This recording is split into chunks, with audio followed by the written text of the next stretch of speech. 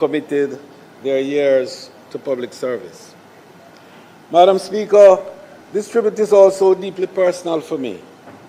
Professor Harding and I entered national politics around the same period during the mid-70s, a notably turbulent time in our nation's political history. Over the decades, I had the privilege of watching him serve this nation with uncommon dignity, remarkable intellect, and unwavering commitment. Between 1993 and 97, we served together in this honorable House through the Senate, where I came to appreciate even more fully his calm temperament, his mastery of parliamentary procedure and parliamentary craft, and his profound respect for democratic institutions. And I wish that we could pattern today some of those attributes that I just enumerated. We served again, Madam Speaker, in the Cabinet under the Most Honorable Edward Seaga from 1984 to 89, where he was first Attorney General and then Minister of Justice, and I was Minister of Youth, Sports and Community Development. Professor Harding's parliamentary career was nothing short of historic. First appointed to the Senate in 1977, he went on to become Jamaica's longest-serving senator, serving continuously for 25 years before returning to preside once again over the upper house during my first term as tourism minister. His distinction as the only individual to serve 2 consecutive terms as President of the Senate speaks volume about the confidence successive administration placed in his judgment, fairness, and statesmanship. Whether presiding over spirited debates, safeguarding the integrity of parliamentary procedures, or guiding the passage of significant legislation, Professor Harding consistently demonstrated that strength in leadership is often expressed through patience, balance, and respect for differing views. He understood that Parliament is at its best when debate is principled, informed, and conducted with mutual respect. His contribution extended well beyond this chamber. As Attorney General and later Minister of Justice, Professor Harding brought exceptional legal scholarship and constitutional expertise to the service of Jamaica. His counsel helped shape important legislative reforms while strengthening the institutions upon which our democracy depends. What perhaps, Madam Speaker, distinguishes Professor Harding most was his intellectual courage. He was never afraid to engage in difficult national conversations or to challenge conventional thinking where principle demanded it. Whether advocating for human rights, encouraging thoughtful legal reform, or speaking on issues of governance and justice, he consistently approached public policy from the standpoint of reason, scholarship, and long-term interests of Jamaica.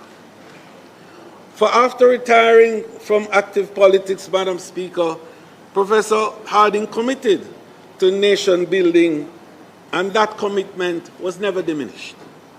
Instead of devoting himself to nurturing the next generation of his own family, for example, he spent great time in building the legal professional at the University of Technology. And the leader of the opposition spoke very warmly about that involvement and quite correctly suggests that in his honor we should rectify those anomalies which now exist in that area. So, Madam Speaker, as Dean of the Faculty of Law and Professor of Law and Philosophy, he helped build an institution whose impact will continue to be felt throughout Jamaica's legal fraternity for decades to come. His transition from legislator to educator reflected his lifelong belief, which I passionately share, that knowledge carries with it an obligation to mentor, guide, and prepare those who follow. Madam Speaker, Professor Harding also understood something fundamental about public service, that positions may be temporary, but character is enduring. Throughout his distinguished career, he conducted himself with humility, discipline, intellectual rigor, and impeccable integrity. He demonstrated that public life is not a platform for personal advancement, but a sacred trust to serve the people of Jamaica faithfully.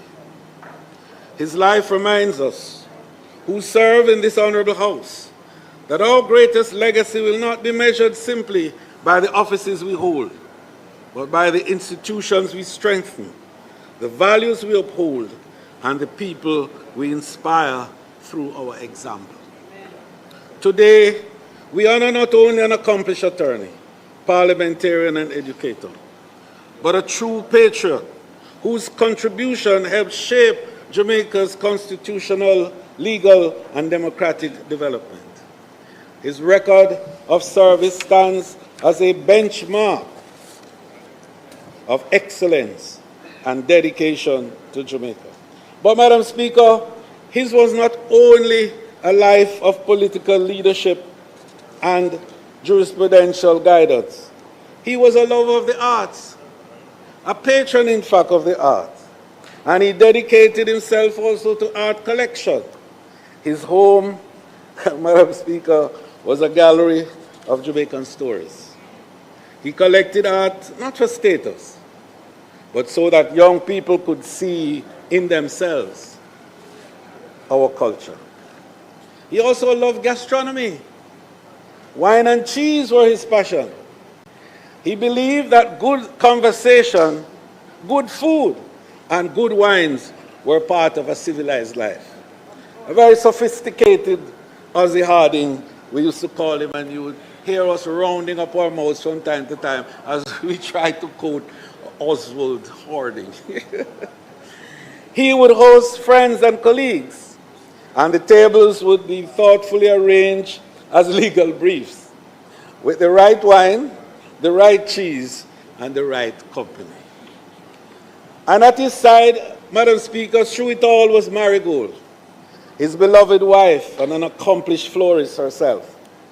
Madam Speaker, he brought the framework of law, while she brought the flowers to the table.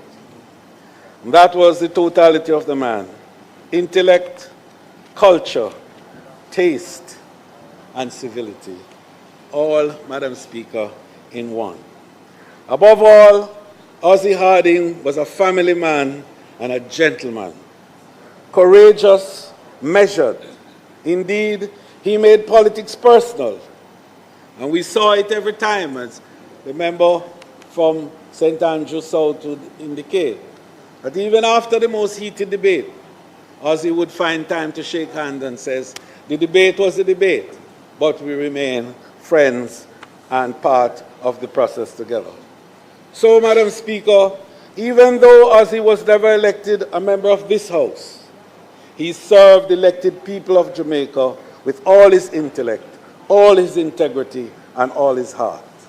He leaves us an example that scholarship must be married to service, that law must be married to culture, and that public life must be guided by principle and seasoned grace. To Marigold and the boys and the girls and the family overall and the grandchildren, on behalf of this honorable House, I extend our deepest condolences. May the soul of Dr. the Honorable Oswald Dastel Harding rest in peace, and may his lifelong commitment to law, justice, the arts, and the good things of life continue to guide this House and our nation. May his soul rest in peace and light perpetual shine on him. Thank you. Next tribute will come from the member from St. Andrew, I think he's St. Andrew Southeast.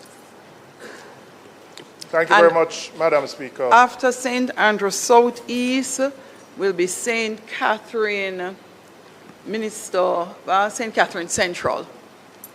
Madam Speaker, I met, and I still refer to him as Senator Harding, maybe 4 decades ago.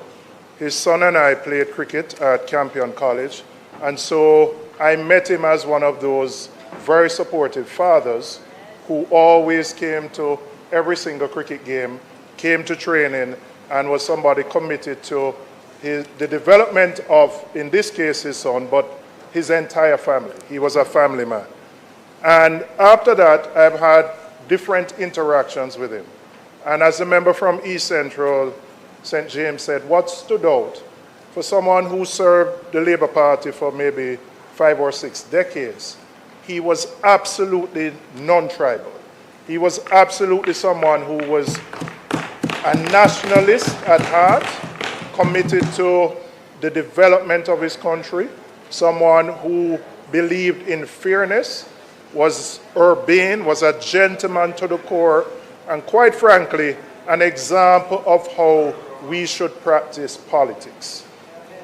To defend your positions, stand on points of principle, but at the end of the day, maintain very civil and cordial relationships.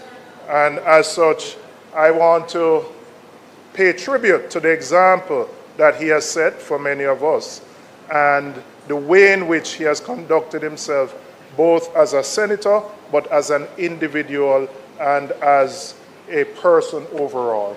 And I think the country has benefited from the type of person he has been, and certainly we should aspire to practice politics in the way that he did.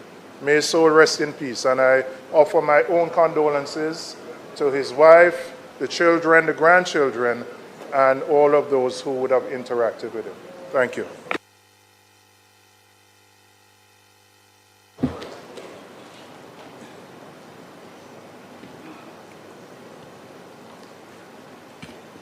Madam Speaker. Thank you, Madam Speaker. I rise to join my colleagues in paying respect to the life and contribution of the Honorable Oswald Harding, OJ, CD, KC, and the late former President of the Senate. He was first appointed in 1977, served continuously until 2002. Then he rejoined the Senate in 2007 until his retirement in 2011. His first period as a senator was the longest continuous tenure in the Senate's history. Madam Speaker, Oswald Harding served as Senate President for 2 consecutive terms, and I had the pleasure of serving in the Senate under his leadership as a young senator, and I benefited greatly from his leadership and his counsel. Ozzy was a very approachable person who was quick to dispatch advice. He was always willing to say, now listen here, this is what you should do, and this is how you should do it. And his commitment to upholding the highest standards of legislative integrity ensured that debates in the Senate remained focused rather than partisan maneuvering taking place. Beyond his procedural mastery, he possessed a rare ability to bridge political divide, often acting as a stabilizing force during periods of intense national transition. And we had those intense periods. Oswald's passing leaves a void in the political landscape. Yet the precedents he established and the culture of mutual respect he fostered within the Senate remain as a blueprint for future generations of public servants. The Jamaican Parliament has been left better for his service.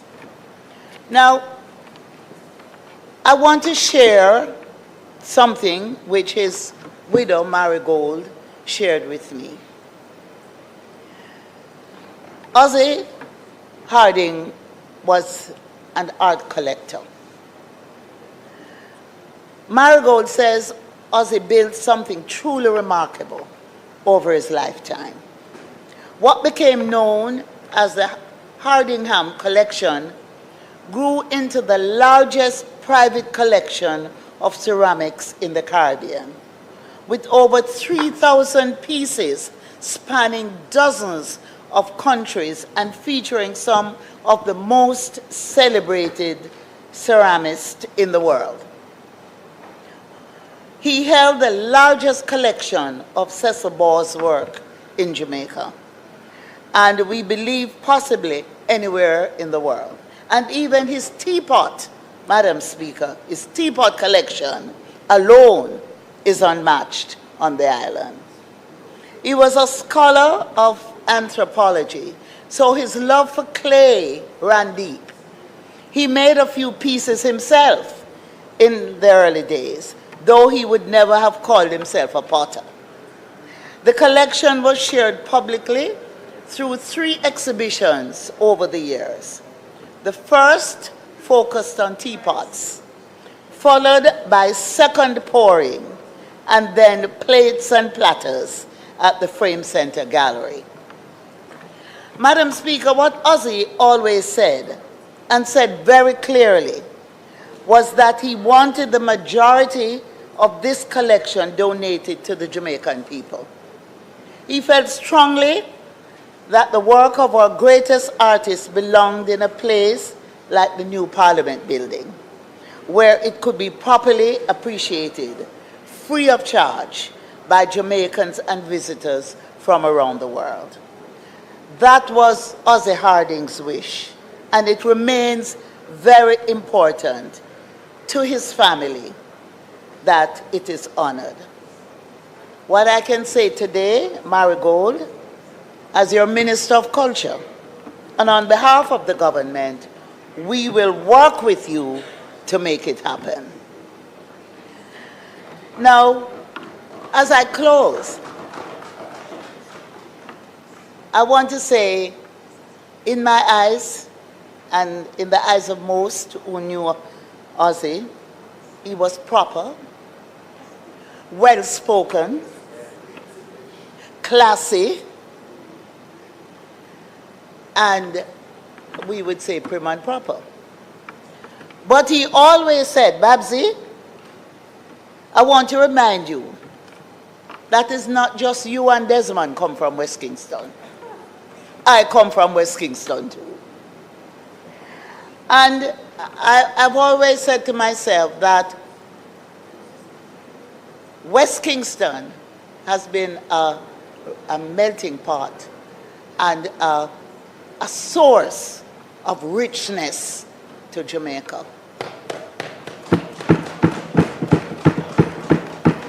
We have given the world, through all the artists who have come out of the belt of West Kingston, Trenchtown, downtown, we have given the world a music. And in Ozzie Harding, we gave the world a man who was well-learned, well-respected, and who served Jamaica with passion. I want to just say to Marigold, Zachary, Jeremy, and the rest of the family that our thoughts and prayers are with you, and that may the angels of comfort surround the family at this difficult time, and remember that we are here to give you all the support you need. May God rest his soul.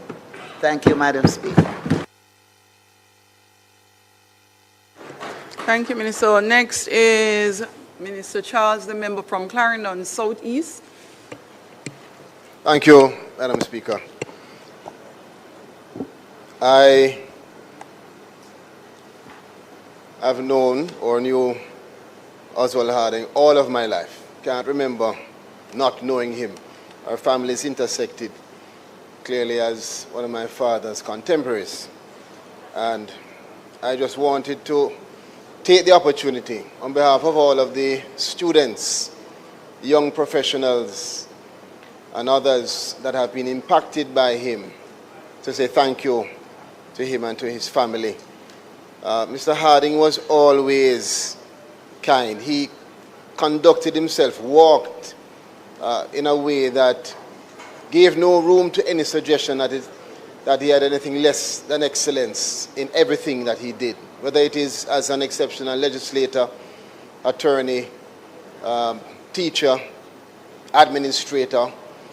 He was really an example for many who had the chance to speak to him. Even before getting into law, I remember talking to Mr. Harding, and he was always a motivator. And when I finished law school, I remember as a young attorney then, clerk of court and criminal prosecutor, that he would take the time in any interaction. He had the time to really sit down and give sound advice. I remember that also he was one of the persons held in high regard by his contemporaries. And I recall him being defined as someone who could cut through the chaos and always stick to the law. He had that ability to rise above all that was going on in the room. To his family, to Mrs. Harding, which we all know, and to his children, who I've had the opportunity to grow up with, I want to really wish them strength in this very difficult time. And we pray that his soul rest in eternal peace.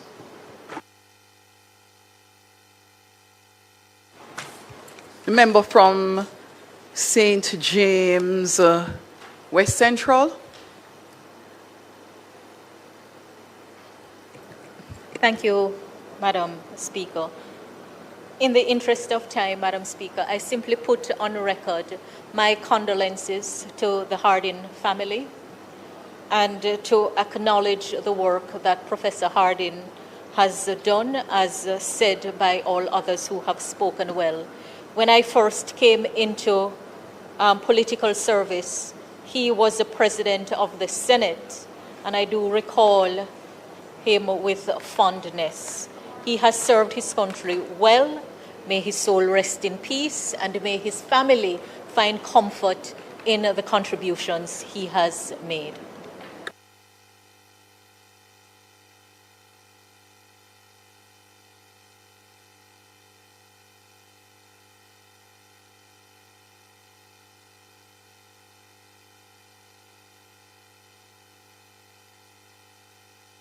Hold a moment, House.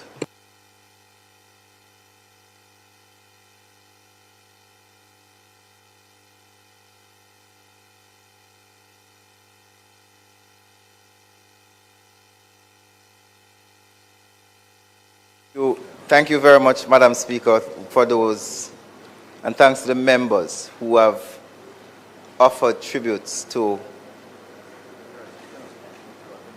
Mr. Harding.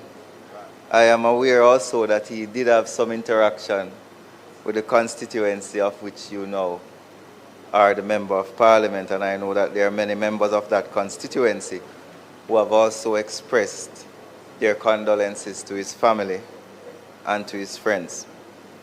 Madam Speaker, we now will move to the other tributes. We have Mr. Arthur Nelson, who is a former Member of Parliament for St. James West. I know his family is here. Mr. Dean Peart, former Cabinet Minister, and Mr. Stephen Francis. I want to also ask members, there are some members who will give individual tributes, but other members may wish to also join their tribute so that we can be very efficient in the use of parliamentary time. Thank you very much.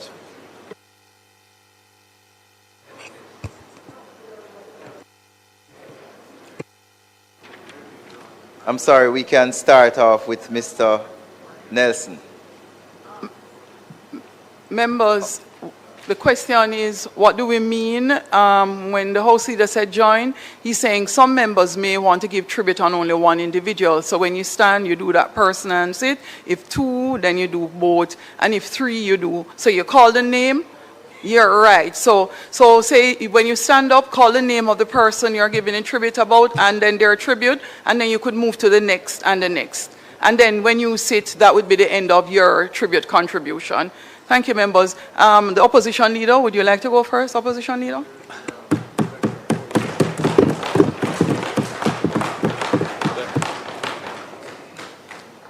Thanks.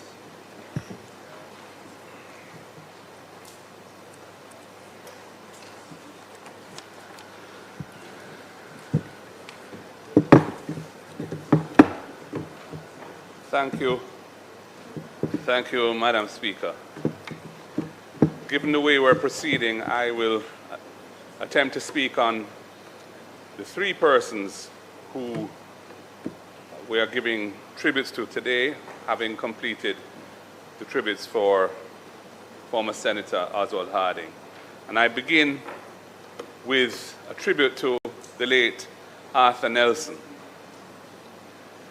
Madam Speaker, I wish to give words of tribute to a distinguished son of Jamaica, a former Member of Parliament for West Central St. James, Mr. Arthur Nelson, whose passing marks the end of a life defined by integrity, humility, and devoted public service.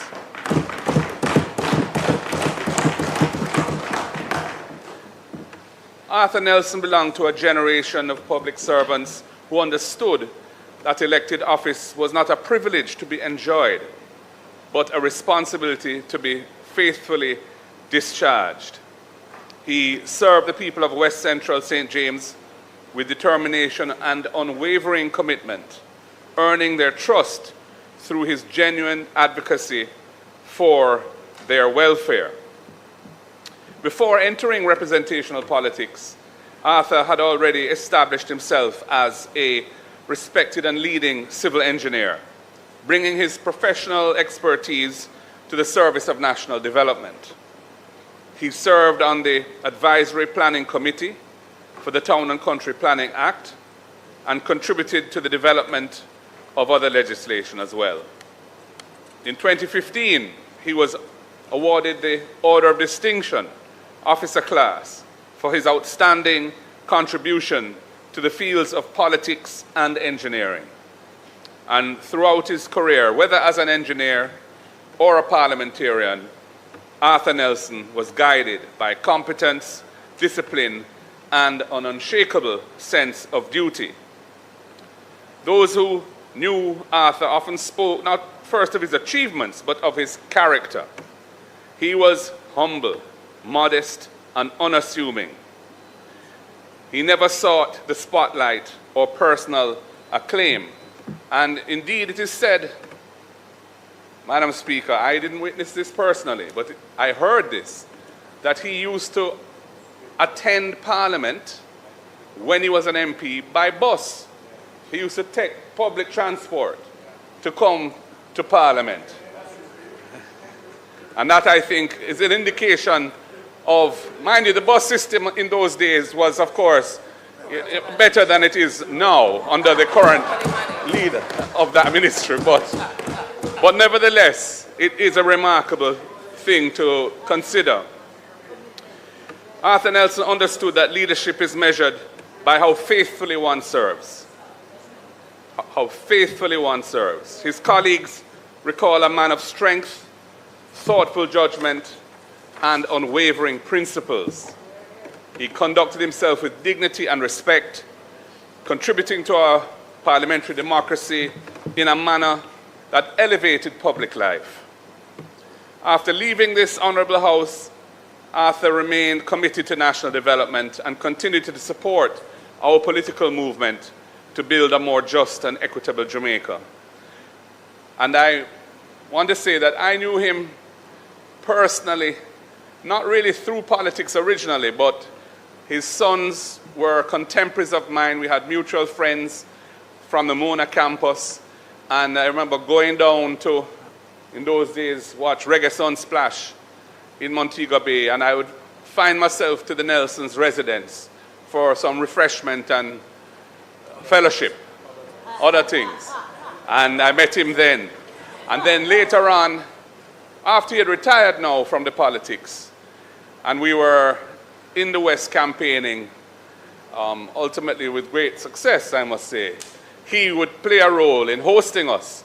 He had a property, which was a lovely property by the water, but you know, where there was ample green space and trees, and also buildings where one could refresh oneself, and he would host our meetings there. And of course, he never charged for that.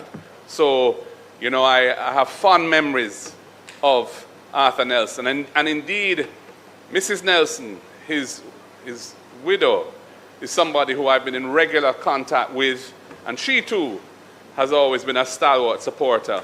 And I want to pay tribute to her as well in this presentation.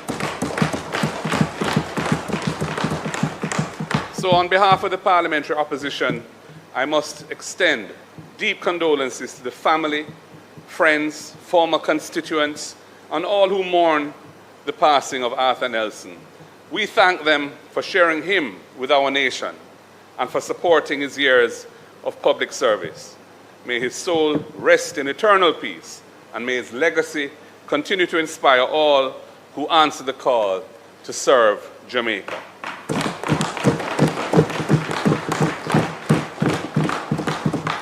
Madam Speaker, I turn to Dean Alexander Peart. Now, Deanie Peart, a son of Manchester, a son of a prominent and successful political family, son of Ernest Peart, former MP, brother of Michael Peart, former MP, former Speaker of this House. Deanie Peart was a colorful politician. He was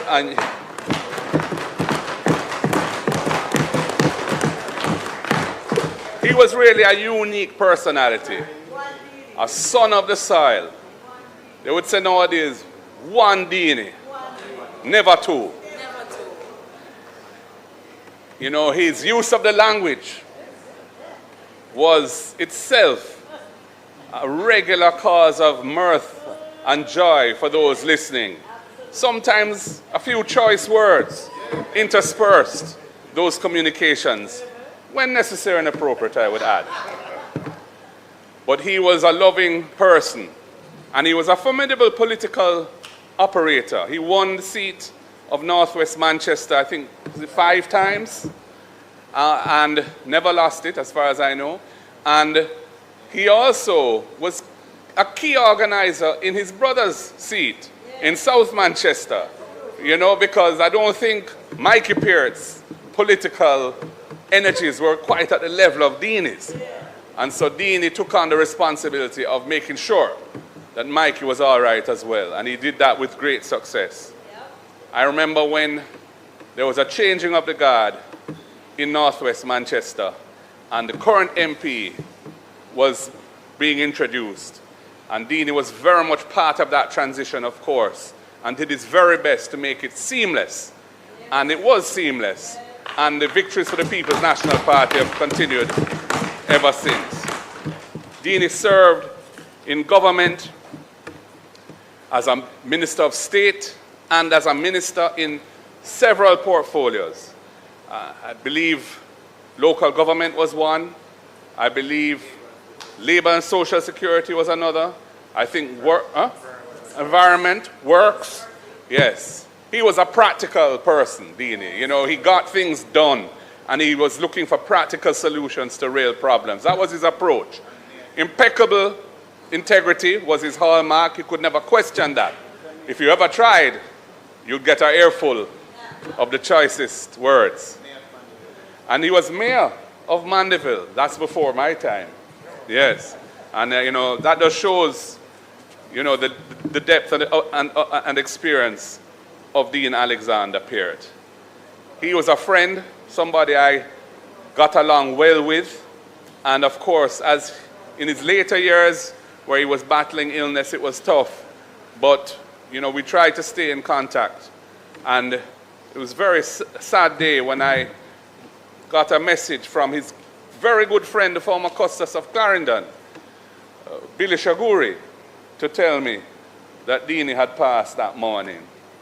I want to express my sympathies to his wife, Vinette, his daughters and sons, and many family members who are here. You have lost a great patriot, a great stalwart of our political movement, but more so a great Jamaican, son of the soil. May his soul rest in peace and power, and light perpetually shine upon the great Dean Alexander Peart. And since this is the only opportunity I will get to speak on these tributes, I will say a few words in honor of the late Stephen Francis. Now, Stephen Francis is a pioneer. He is an innovator. He took Jamaican track and field, not single-handedly, but as one of a very few core entrepreneur sportsmen, technicians, who saw the opportunity of honing Jamaican talent in track and field right here at home. Previous to that, the general approach was try and win a track scholarship to go and learn the next level of track and field at a college, usually in the United States of America, and end up with a foreign coach, and that would be who guided you through the rest of your career. And Jamaica did remarkably well with that model. But when MVP was formed by Stephen Francis and his colleagues, and they determined through the partnership with the University of Technology that they were going to offer the highest quality of training and conditioning of our athletes. Not just sprinters, though, obviously many sprinters, great sprinters, passed through his hand. I don't even want to attempt to list them, but I know Shelley Ann Fraser-Price was one, Asafa Powell was another, and of course, I believe our daughter from Banana Ground, Elaine Thompson's a third. I mean, in the pantheon of sprinters, those are iconic names. And if you look at the number of medals and champions that have been produced, not in any first world environment, but right here in Jamaica, through the innovative techniques employed by Stephen Francis.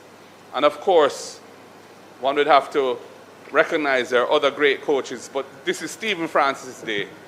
And it's a remarkable achievement. And he did it, no doubt, with relatively limited resources. I mean, I've seen footage of how the coaching was conducted. And a lot of the time, you see man run, pulling a tire with a string, a rope tied around them waist, you know, just to put some additional. These are not things perhaps you would see if you were in Los Angeles or, you know, some first world country, but they were designed to achieve the objective, and they do, and they did, and they do achieve the objective of fostering greatness. And Jamaica has become the sprinting powerhouse of the world. And I dare say, you know, we take it for granted because we are so accustomed to the levels of success that we have. But we shouldn't. We shouldn't take it for granted because it didn't just happen. It wasn't happenstance. It is a result of the genius of Stephen Francis and his ilk. The innovativeness, their determination to build excellence here in Jamaica. And I believe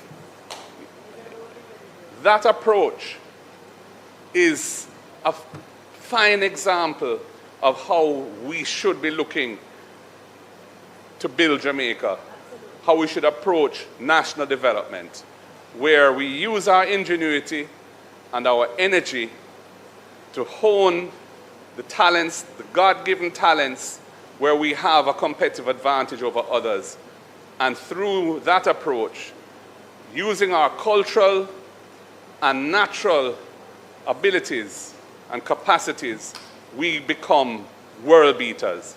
So respect you, Frano, Stephen Francis. You have been you've left a great legacy for Jamaica in sports, yes, but in national development as well. It's an honor to pay a tribute to these three wonderful gentlemen.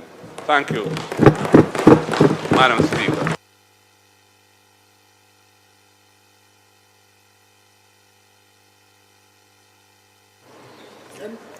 Next will be the Minister and member from Kingston Western.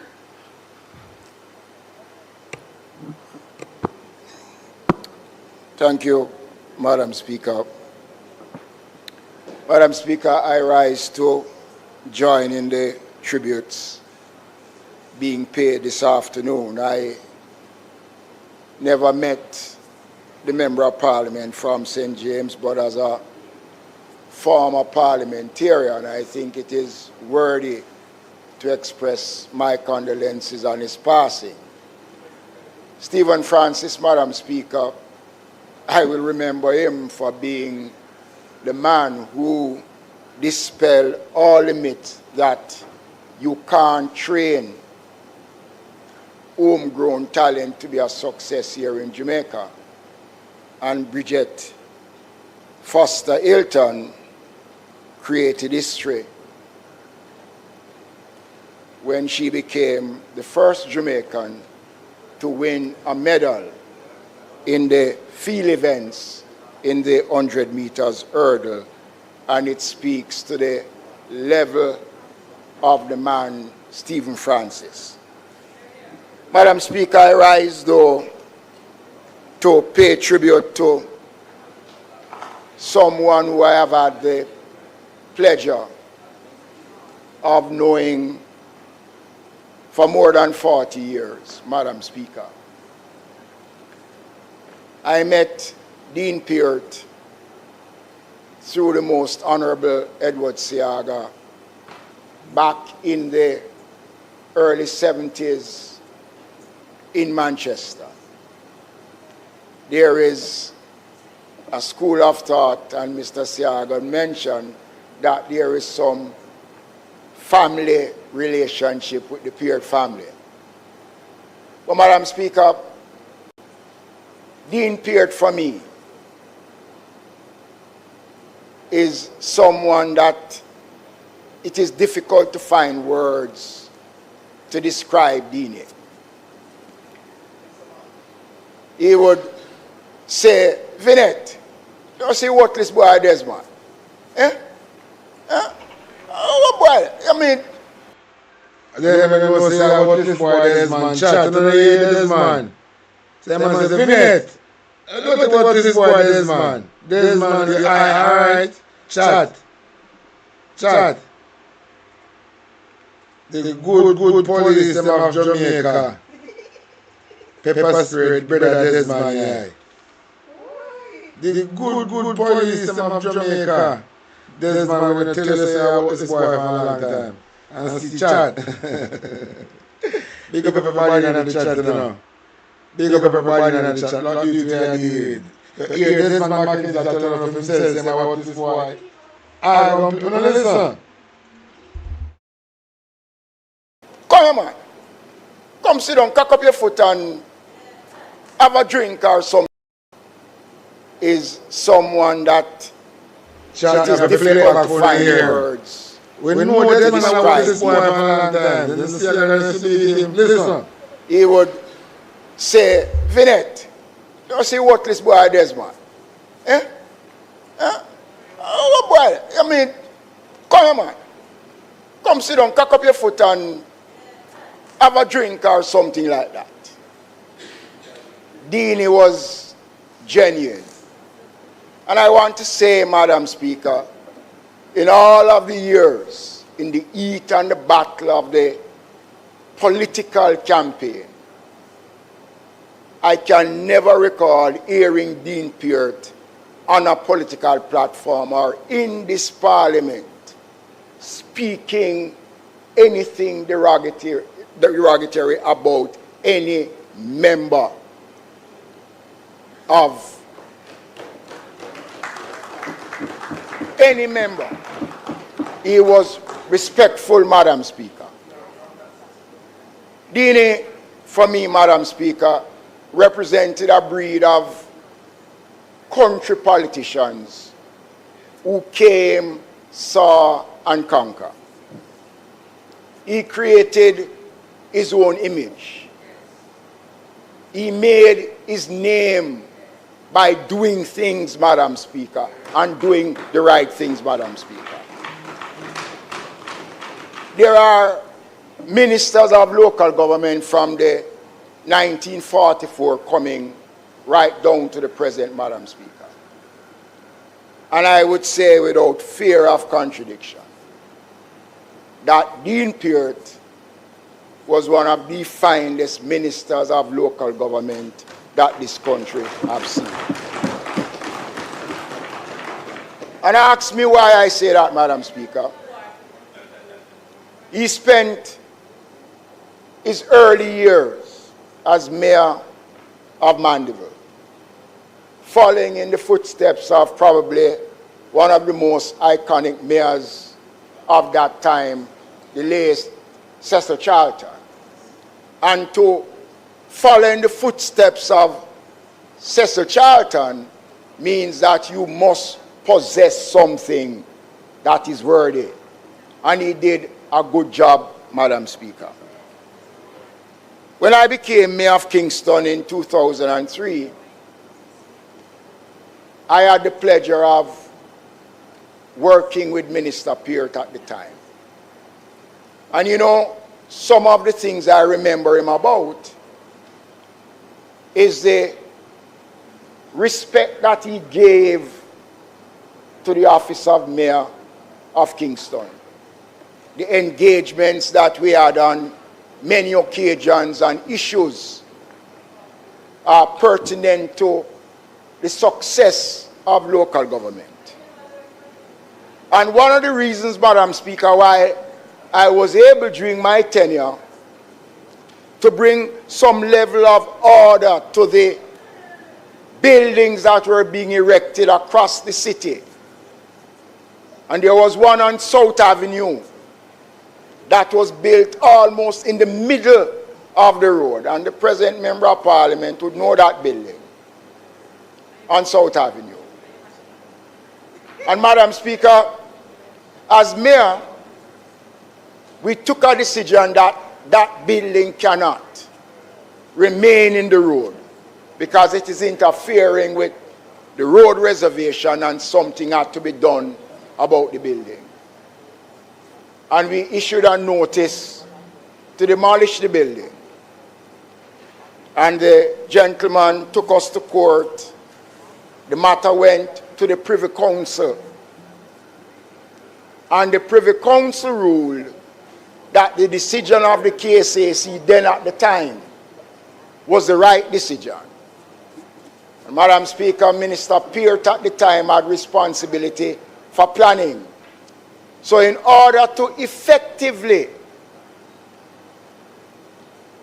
undertake the demolition of the building, I needed the signature of the minister with responsibility for planning. And in the discussions with Minister Peart, he did not hesitate. And we were able to demolish that building, and the late former Minister of Housing,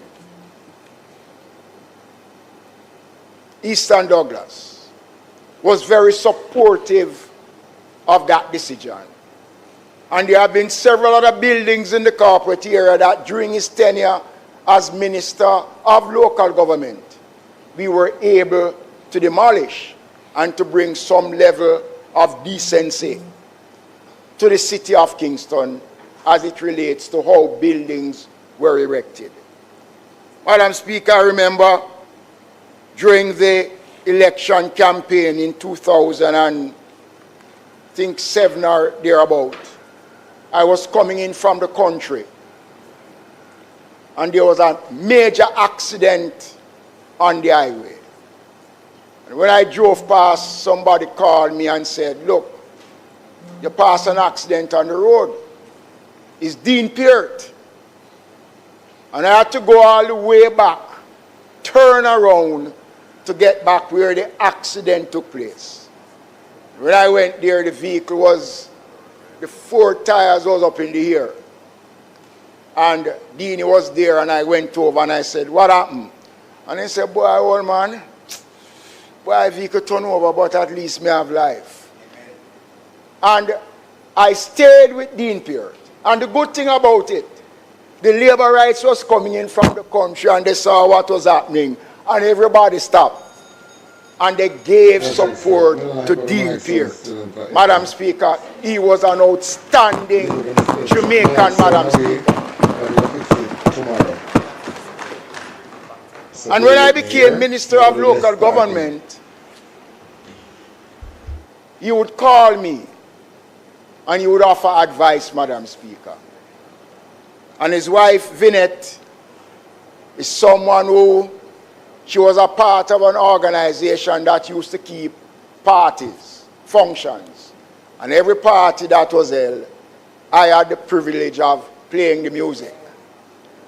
And you know, sometimes he would call me on my radio program and say, where you get them the full record from, man?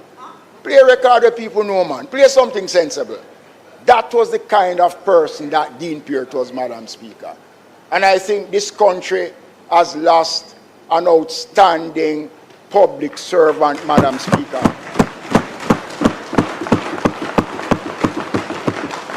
And I believe that we owe it to Dean Peart, not just to talk about his contribution as a member of Parliament. When you look at the legacy of the family, his father,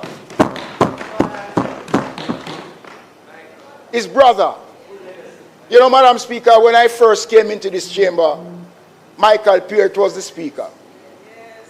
And there was an issue that I wanted to speak on. And the Speaker said, he's not going to allow me to speak. And I said, why? He said, no, I'm not going to allow you to speak. So I had the opportunity on the Sunday at a year accounts meeting to speak. And I spoke at the year accounts meeting about what I wanted to speak. I got a call from Speaker Peart on the Monday to say, no, listen, you said something on Sunday, and when you come to Parliament on Tuesday, I am going to ask you, before we start the business, to apologize. I said, no way. The records of the Parliament didn't have me saying anything, and you won't get me to apologize. When I came in the Tuesday, he sent and called me and he said, look, you need to do it. I said, no. Spoke to House Leader Derek Smith and the leader. And then after some discussions, I came in and I apologized, Madam Speaker. Madam Speaker, the Peart family's contribution to Jamaica's growth and development should not be crowded in politics, Madam Speaker. And I'm very passionate about it because here is a man who would call you and talk to you and offer advice, suggestions to you. And my wife Marcia and I and Vinette, we used to meet regularly with Deanie. Used to go to the country where parties was being held and I used to play. Dean Peart, outside of being a member of the PNP, was somebody I had immense respect for, and he, in return, respected me and my family.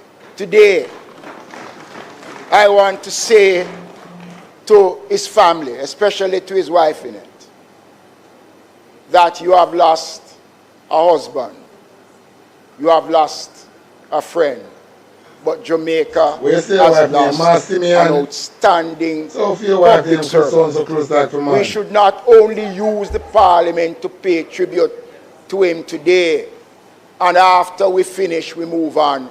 Something should be done. Dean Peart has made his mark in this country, and I believe he deserves, Madam Speaker, So I want to express my personal condolences on that of my wife, Marcia, and all of us in the local government fraternity.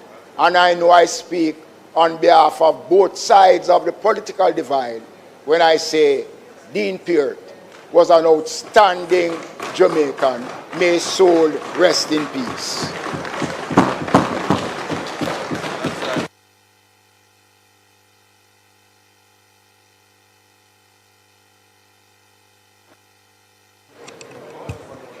Next is the member from St. James South, and then the member from Manchester Northwest.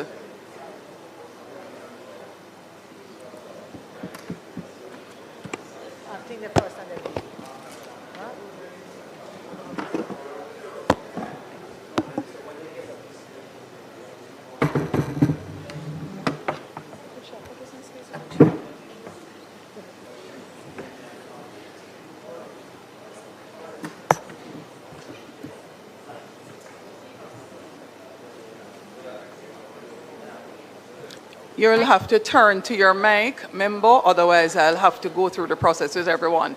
So the indication that person should not turn on their mic until they're recognized continues to resonate. Turn off your mic. It's deliberately on because there are others that are on for members who will speak after. So if you want to speak from two mics at the same time, you'd have to turn on both of them at the same time, because members not waiting until they're recognized by the speaker, turning on their mics, mean that the system goes one by one in the order you turned your mic on. Member, you may begin.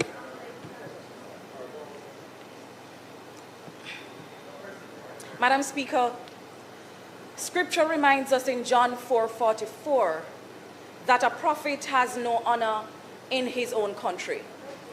Today I rise from Arthur Nelson's country. I rise as a daughter of St. James, the same soil that shaped Arthur Nelson, the same parish that knew him, the same communities that witnessed his service, and the same people whose lives were touched by his work.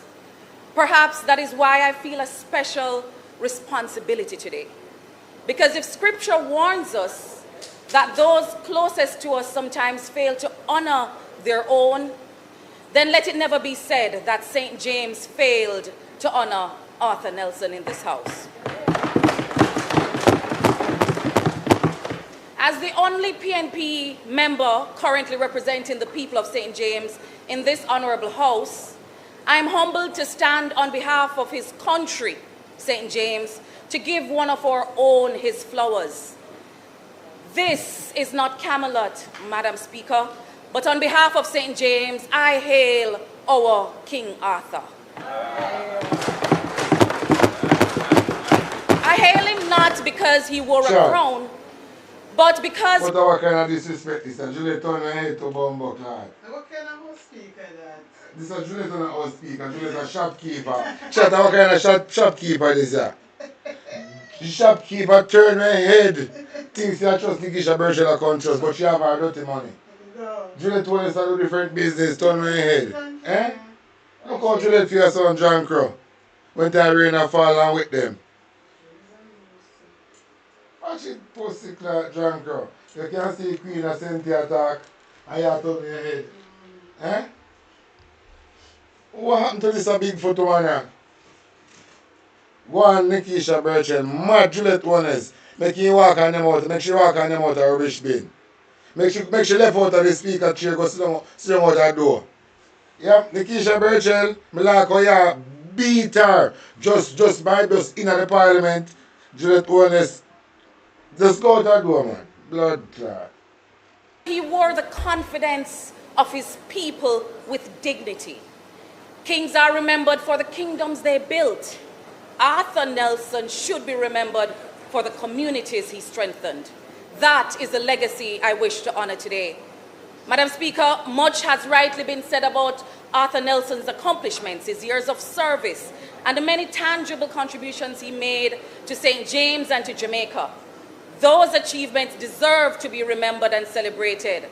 As O. Dave Allen of West Central St. James so thoughtfully catalogued in a brief prepared for me today, Arthur Nelson's record of service is both extensive and impactful.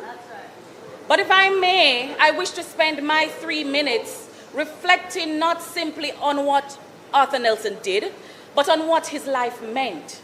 Because long after offices are vacated, projects are completed, and titles are laid aside, it is a meaning, a life that endures afterwards. Like many Jamaicans of my generation, I grew up hearing about Arthur Nelson long before I ever had the privilege of meeting him. I've also been told of his humility. As Mark Goldin, the member from South St. Andrew said earlier, an MP from the West who diligently took the bus to Kingston, traveling alongside everyday Jamaicans. What better way to understand the Jamaican spirit and needs than among the people themselves? That humility was reflected in the work he was able to do. Over the last few years, however, I had the pleasure of seeing him and Mistress Barbara Nelson at our constituency conferences and party events. It always brought me joy to see someone who had already given so much to public life still finding joy in the party, in the comrades, and among the people he loved. I also admired the legend from afar, and I was grateful to meet the gentleman behind the legend. For those of us who represent St. James, Arthur Nelson's legacy reaches far beyond the boundaries of West Central. He belonged to all of us in Western Jamaica. He served during a defining period in our region's development when Montego Bay and Western Jamaica experienced unprecedented investment in roads, housing, water systems, sewage, sports facilities, schools, community infrastructure, the glory days which have left us behind. Those investments helped shape the Montego Bay we know today and strengthened the foundation upon which Jamaica's second city proudly stands. But if we remember only what Arthur Nelson built, we will have honored his work. If we understand why he built, then we will have honored his legacy. Because roads are never just roads. Water is never just water. Housing is never just housing. Development is just never only concrete. It is dignity. It tells a farmer he can get his produce to market. It tells a child that her future is worth investing in. It tells a family that where they live should never determine the opportunities they receive. That, Madam Speaker, is what Arthur Nelson understood. Arthur Nelson belonged to a generation of leaders who helped ensure that Western Jamaica was never treated as the edge of the island, but as an essential part of Jamaica's future. Because of leaders like him, St. James does not simply carry the title of Jamaica's second city. We earned it. Every generation of public representatives serves under different circumstances. The challenges are different, the expectations are different, the methods may be different, but the responsibility remains the same: to stand for our people, to widen opportunity, to strengthen our communities, and to leave Jamaica better than we found it. That is the inheritance Arthur Nelson leaves to those of us who now have the privilege of serving in this honorable house. Today, we also honor the man beyond the MP, to Mistress Nelson, to Mark, to Andrea, to Sean, to Blossom, to his nieces, nephews, relatives, and to the entire Nelson family. Thank you for sharing him with St. James, with the PNP, and with Jamaica. Madam Speaker, there is a saying that we should give people their flowers while they are here. Today, although we mourn his passing, we also give Arthur Nelson the honor that is his due. As a girl from St. James, it has been one of the greatest privileges of my public life so far to stand in this honorable house and to, on behalf of this country, say thank you and hail King Arthur. Thank you.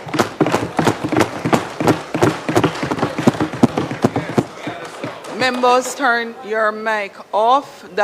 No, the member who just spoke only. So members, could you turn your mics up so that we are able to see all the individuals who did not follow the ruling and have turned their mic on, causing us not to be in a position to allow any alterations.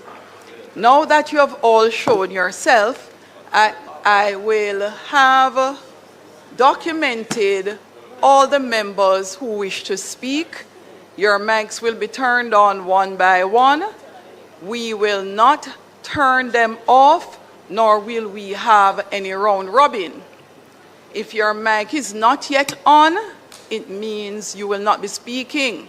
So, thank you. Keep your mic up, member from St. Mary Central. Just keep them up, right? So I want to make sure that we don't miss anyone. That's what we're doing. Oh, no, I don't want to say. You know, we're member from St. Mary, you know who you are, not calling the individual. All right, so we have those up from perfect. I can see those. And yes, so we will, you're the last person. Yes, no, I will tell you, Minister Tufton, do not turn off because this is it. Thank you.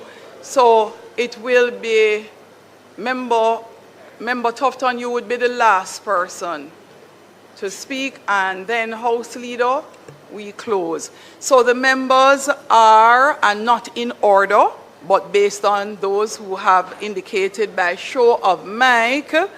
The members are St. Mary Southeast, the member from East and Port Royal, the member from St. Andrew Southeastern. Already recognized was the member from Manchester Northwest. I'm seeing St. Catherine Northwest, Westmoreland Central. Is that, Gordon, is that your mic or someone beside you? The member from St. Andrew East Central, the members from St. Catherine Eastern and St. Catherine Southern. Have I recognized all the members on the opposition side? And the member from Clarendon Northern. So that would be those I'm seeing on the opposition side. And then on the government side, I'm seeing the member from St. Catherine Central, the member from Clarendon Southeast. I'm seeing the member from St. James West Central, and the member from,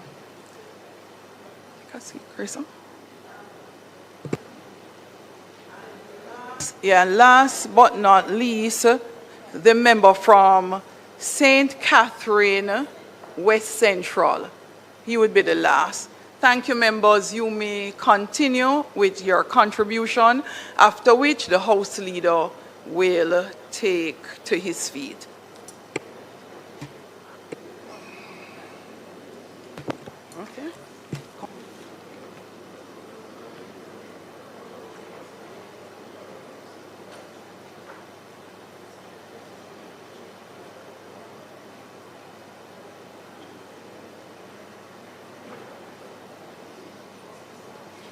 Mr. Speaker, I seek your permission to speak from a seat other than my own. Granted.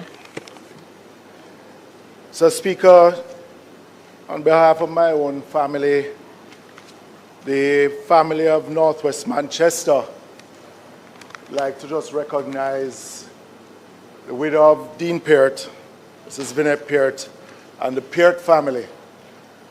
I also want to just recognize one of my own councillors, Ryan Peart, who is also a cousin to Dean Alexander Peart.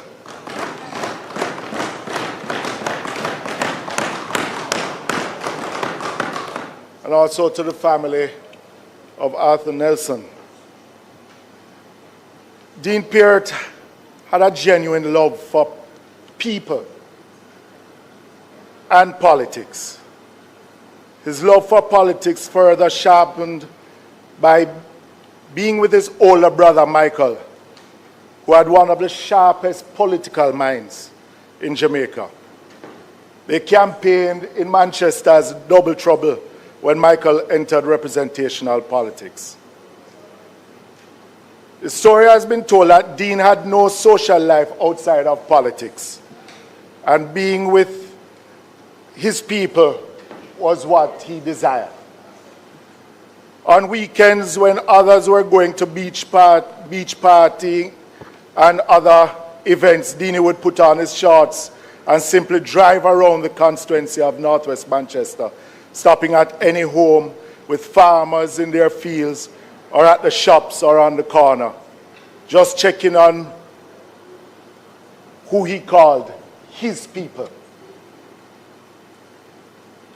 Dean Peart ran and lost as councillor in 1981 in the wipeout after the 1980 election, and immediately started to rebuild the political organization, himself and Michael Peart, not only in Northwest Manchester, but in the parish of Manchester and St. Elizabeth, and other adjoining parishes.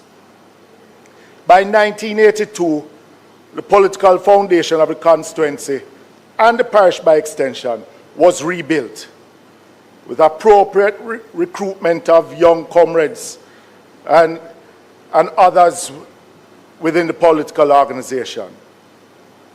He extended his reach across Manchester, and with his ride and die, his brother Michael helped to rebuild the divisional and political organization, as I said before, resulting in the PMP winning 14 of 15 divisions in 1986 local government election.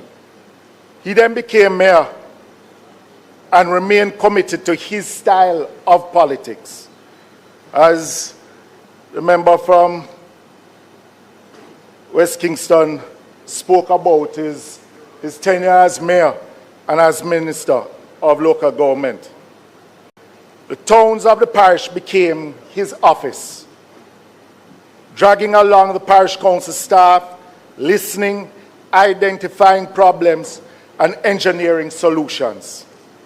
It was under his watch that he created what still remains known as the Other Towns allocation, where today, with 15 divisions within the parish of Manchester, the money is shared in 16 parts so that major towns can receive some special incentive treatment. Dean Peart was a political animal, but he was not a tribalist. He liked to share his ideas, and he never held a grudge. But believe me, if he did grudge you, if he did have that grudge, him cut you off permanently. Yeah, man. In the early 1990s, Deanie got a lovely community center, I was told, built. And a special guest at the opening was Cliff Stone, then MP for Northwest Clarendon. And when people said that he was not political, I mean, knowing Deanie, his best friend was William Shaguri, who was Custos of Clarendon. That was his party. Never left out each other. Deanie's work in the constituency was legendary. Consistent and non-partisan. Representation was his mantra. And he was rewarded by the people with 5 consecutive terms, from 1989 to 2011. But when we speak about that he was non-partisan, I was told a story that in a JLP stronghold in the constituency, Breeze Hole, where PMP would get probably 2 or 3 votes during that time. The road was in very bad condition, and Deanie decided to do some repairs on the road. It was the residents who told him that they didn't want him to repair the road. They don't want a PMP repair the road. But Deanie didn't back down. Dini reached out to the former JLP candidate at the time for his assistance, telling him to tell the people that it was he who was fixing the road, the candidate, and not him, Dini. But he just wanted to ensure that the road be fixed. It wasn't about the politics.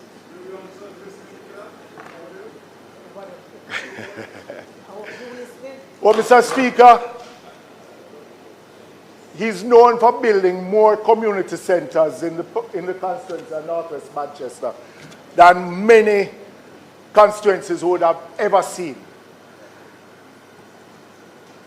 If you know Dean Peart, he was integral in everything that was happening in the constituency.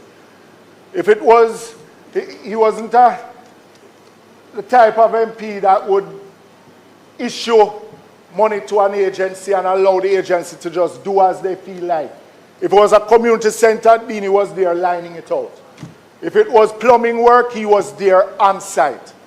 But when he built these community centers, it's because they were supposed to be the center of the community itself.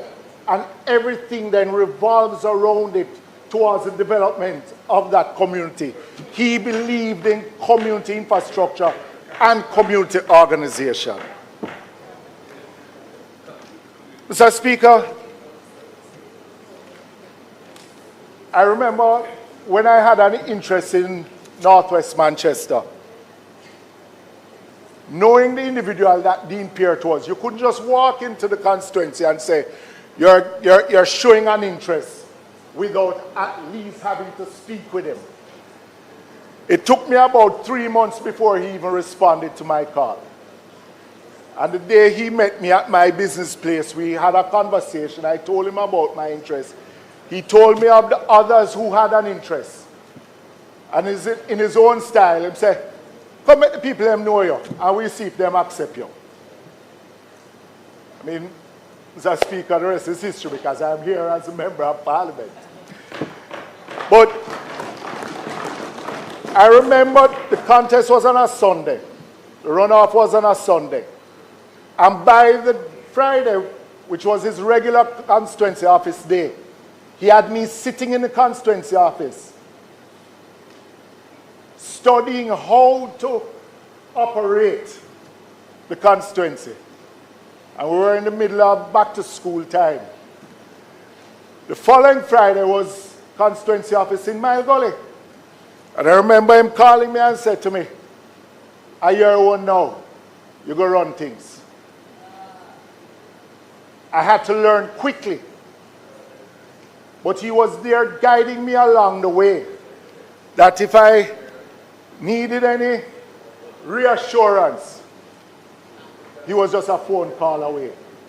And that in itself, Mr. Speaker, I mean, I've always said I hope that others would follow the example that we had in Northwest Manchester for the seamless transition and just the lessons I learned from him that made me into the Member of Parliament I am today.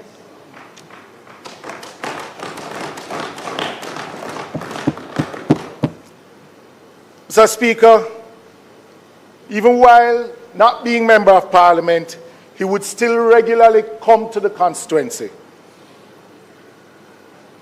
As his family still has a family house in Knowles Road, and his family still having family in Battersea, community which he hails from. But he had members of the constituency who he referred to as his own family. And he would still come down to the constituency, drive through on a weekend to come and visit those persons who he considered his family, while he was still able to drive.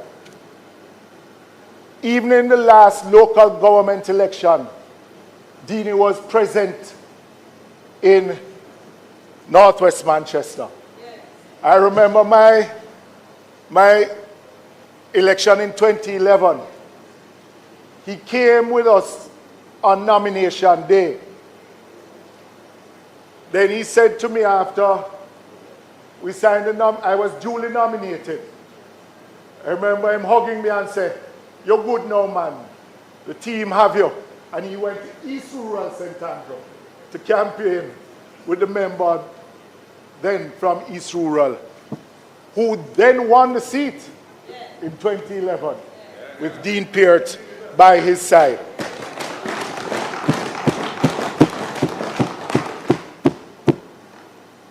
Mr. Speaker,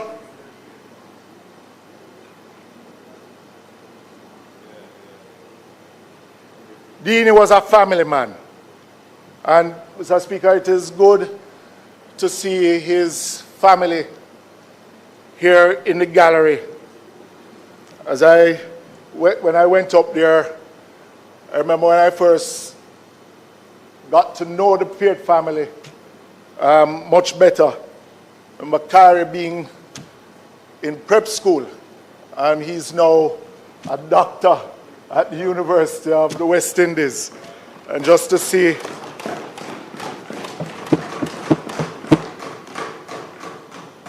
I know, Mr. Speaker, that his passing would have been hard on the Peart family, but also on his extended family in Northwest Manchester. I mean, I got calls yesterday of persons who want to put up posters in just celebrating the life of Dean Alexander Peart.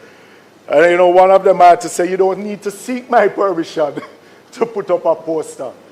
He is Dean Alexander Peart, a part of the foundation of Northwest Manchester, and should be celebrated.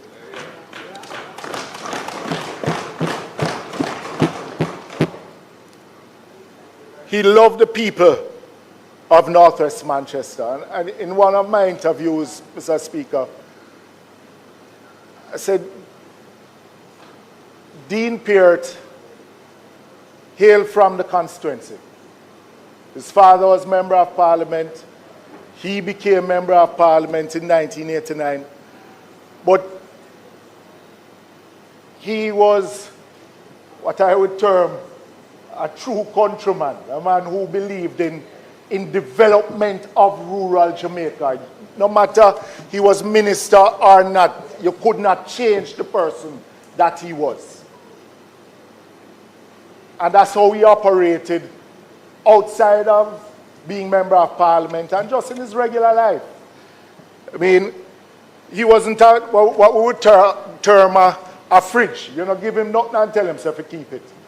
Because if you tell him, say, that the man down the road, they take 2 rooter, 2 hill of yam out of Massmark ground. Believe me, he was going to go to Darrell and say, me here say, Massmark, tell me say you thief 2 hill of yam out of him ground. Yeah? Was that type of person. So anything you ever want anybody to know, don't tell him.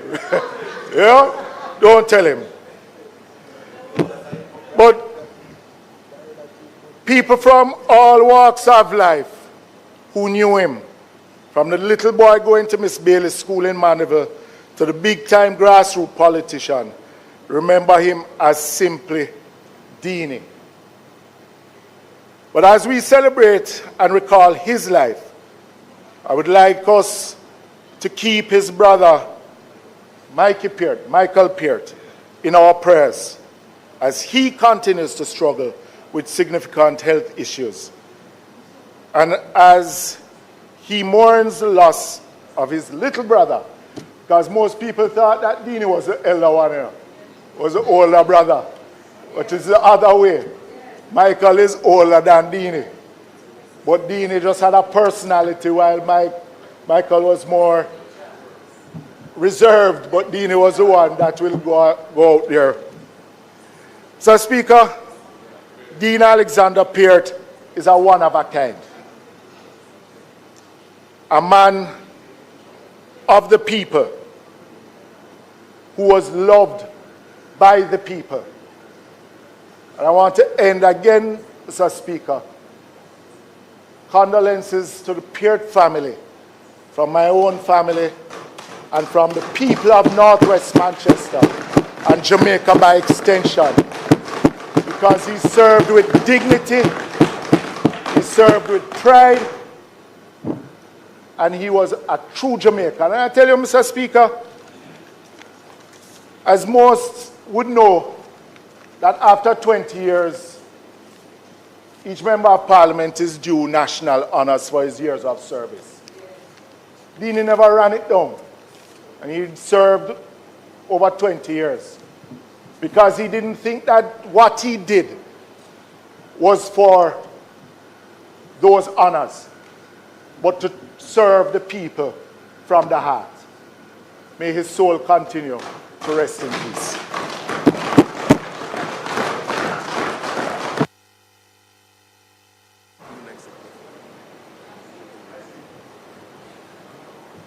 Member from St. Mary Southeastern.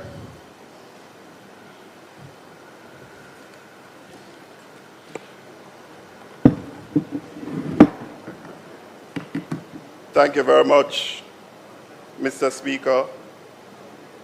Permission to speak in a language other than the English language at times. All right. Mr. Speaker, I rise to pay tribute to the life and legacy of the Honorable Dean Permission is granted. Peart, former councillor, former mayor, former member of Parliament, former Minister of State, and former Minister of Government. I rise in my personal capacity as someone who had the privilege of interacting with him over the past almost 30 years.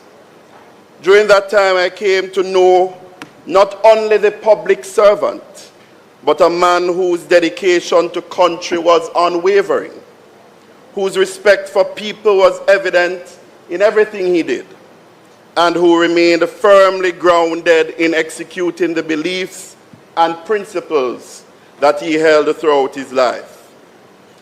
I also rise on behalf of the people of Southeast St. Mary.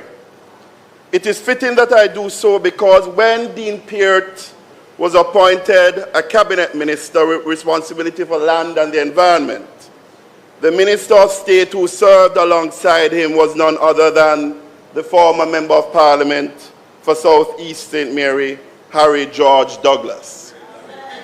Their partnership in public service is remembered with pride by many in my constituency. And so today I pay tribute also on behalf of the people of Southeast St. Mary. Dean Alexander Peart represented a proud tradition of unwavering family commitment to public service, following in the footsteps of his father, Ernest Peart, and serving alongside his brother Michael. The Peart family left an indelible mark on the history of public service and political representation, not only in the parish of Manchester, but across Jamaica. Dean Peart was a man of the people. He possessed a personal touch that made everything feel valued. He was warm, approachable, and genuinely enjoyable to be around. Long before I entered this honorable house, I had the privilege of meeting Dean Peart in the late 1990s. As a young politician, from those early encounters, he made a lasting impression on me and my understanding of political service and political leadership. He taught not through grand speeches, but through quiet example that public service is ultimately about people. You may enter politics with knowledge, experience, professional training, or technical skills, but your effectiveness as a leader will always be measured by your ability to understand people, respect people, connect with people, and serve people with humility and compassion. His contribution was not small, it was great. Through decades of dedicated public service, he touched countless lives and helped shape his parish, his constituency, and our nation. his legacy will endure in the people he served and in the institutions he developed. Mr. Speaker, allow me to share a few personal moments that I had and memories with Dini. I remember when I just returned to Jamaica and went to work with Peter Phillips at the time in 1998. At that time, Dini was the Minister of State with responsibility for the Works Department, Public Works then. And I had the occasion, in terms of my responsibilities, to prepare speeches for both then Minister Phillips and Minister Peart. One day after I had written several speeches, Dini came up to the office, and he came into my office and he said, "Young Brown, you can write in the university language that you want to write for Peter. But when you're writing my speech, write them simple." That lesson remained with me. I am told by Dr. Guy, former member from Central St. Mary, that when Dini became a cabinet minister and he had Harry Douglas as his junior, he gave the same admonition to his team in relation to speeches. He said, "When you're writing speeches for me, write them simple. When you're writing for Harry, write them simpler." In 2001, following the Northeast Centre by-election, a group of us formed the Patriots, which is now an affiliate of the PNP. And we became very active in the media and very active in terms of organizing. And we were releasing press releases left, right, and center. And at that time, one of the releases went out about the former Prime Minister and then Leader of the Opposition, Mr. Siaga. I was the founding General Secretary of the Patriots at the time, and I remembered I was abroad when we issued that statement.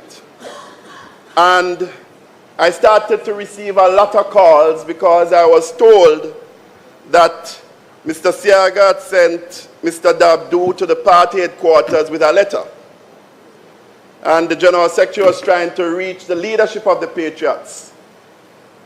I was being encouraged by others to come back home because I was also a member of the party executive for the meeting on Monday night where that issue would have been brought out. So I sought counsel from a number of colleagues as to what I should do. And I called Dini. And I said to him, "Dini, this is the situation. And many are saying I should come home to face the party executive on Monday night." Dini said to me, "You're mad? Stand where you're there. Nobody can do you nothing." The matter was never raised at the party executive. Dini had a lot of time for mentoring us as young politicians, but in his own style, quick, sharp, single phrase retorts, sometimes followed by that wry smile. He spoke his mind. He was direct and to the point. In the recent elections last year, Dini would call me occasionally in the campaign to check in. After I gave him a little overview as to what was happening, he would always close by saying, "All right, my boy, go on, go done him." Today, we honor a faithful servant of the people of Jamaica. We give thanks for a life well lived, for service rendered with distinction, and for a legacy that will continue to inspire those of us who follow his footsteps. His presence was never defined by how loudly he spoke, but by how deeply he was respected. On behalf of myself and the constituency that I lead, I want to express our condolence to the Peart family, his wife and his children, and to ask that you remember him in the kind way that he served his people, and may you find comfort in the knowledge that his life made a lasting difference to many of us. Rest in peace, Dini. May your soul rest in eternal peace, and may light perpetual shine upon you. Thank you.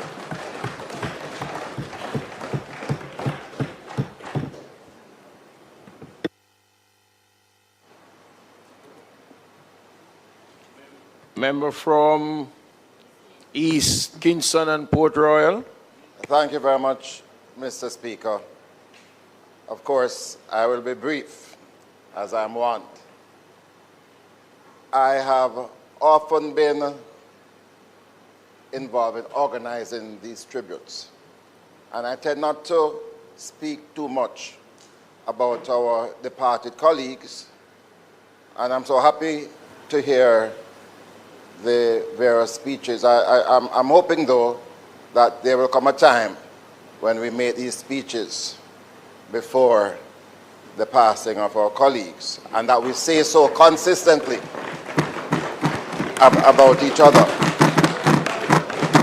But I've always used these occasions to recognize those whose faces you don't see, those who are not in the limelight, but those who feel the burden, the pressure, the hurt, the pain of public life. And that's why I'm so happy that the two families are here today, and I want to pay tribute to them who stood by Arthur Nelson, by Dean Peart, and no doubt in relation to Ozzy. I want to pay tribute to them and to say that your sacrifice has been our benefit. Our benefit. I know Mrs. Nelson couldn't be here. She's not in the best of health, and we wish her well, along with her children. But we're so happy to see Blossom, who is here. So happy to see Blossom, who is here. And of course, your Arthur's grandniece. I am ecstatic that the Peart's family has responded so well today.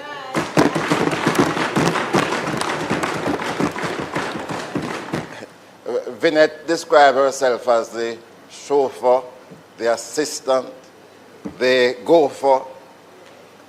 I visited the home recently, and I can attest to that. She has been everything and more to Dean Peart, and we really want to genuinely thank you for the sacrifice, and all of you who are here today, for the service that you have made to this great country of ours.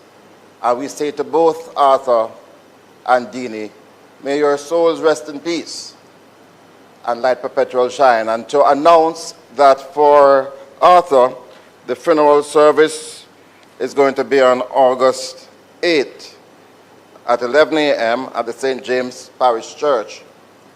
And I know the family, Dean's family, are working now on finalizing the funeral for him. I want to thank the Minister of Culture for the assistance that she has been provided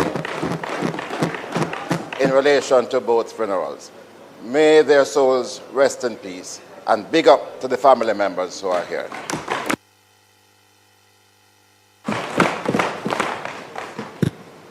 Member from St. Andrew South Eastern. Mr. Speaker, in acknowledging the families who are here, and in particular the Peart family, I'd like to join in extending our gratitude for the decades of service that the family has provided to the country in public service, from Ernest to Dean to Michael to Ryan, 3 generations who have opted for the ultimate way in which to serve, which is through the political process. And to, as Philip said, to thank them for the countless sacrifices that they have made to enable their family members to serve the country. In relation to Dini, I want to talk about Dini after he retired as an MP in 2011. Because what Dini demonstrated is that there is a life after retiring as an MP and a minister. And he devoted himself to being a mentor, a guide, and a friend to many of us, including myself, as younger members of Parliament and younger members in the process. Unsolicited at any time, Dini would pick up the phone and call you and say, "Wagwan, this is how I feel about a particular issue." Always straight talking, always honest, but always very solid advice. But more than advice, Dini was one of the most willing persons to take on any assignment in his retirement.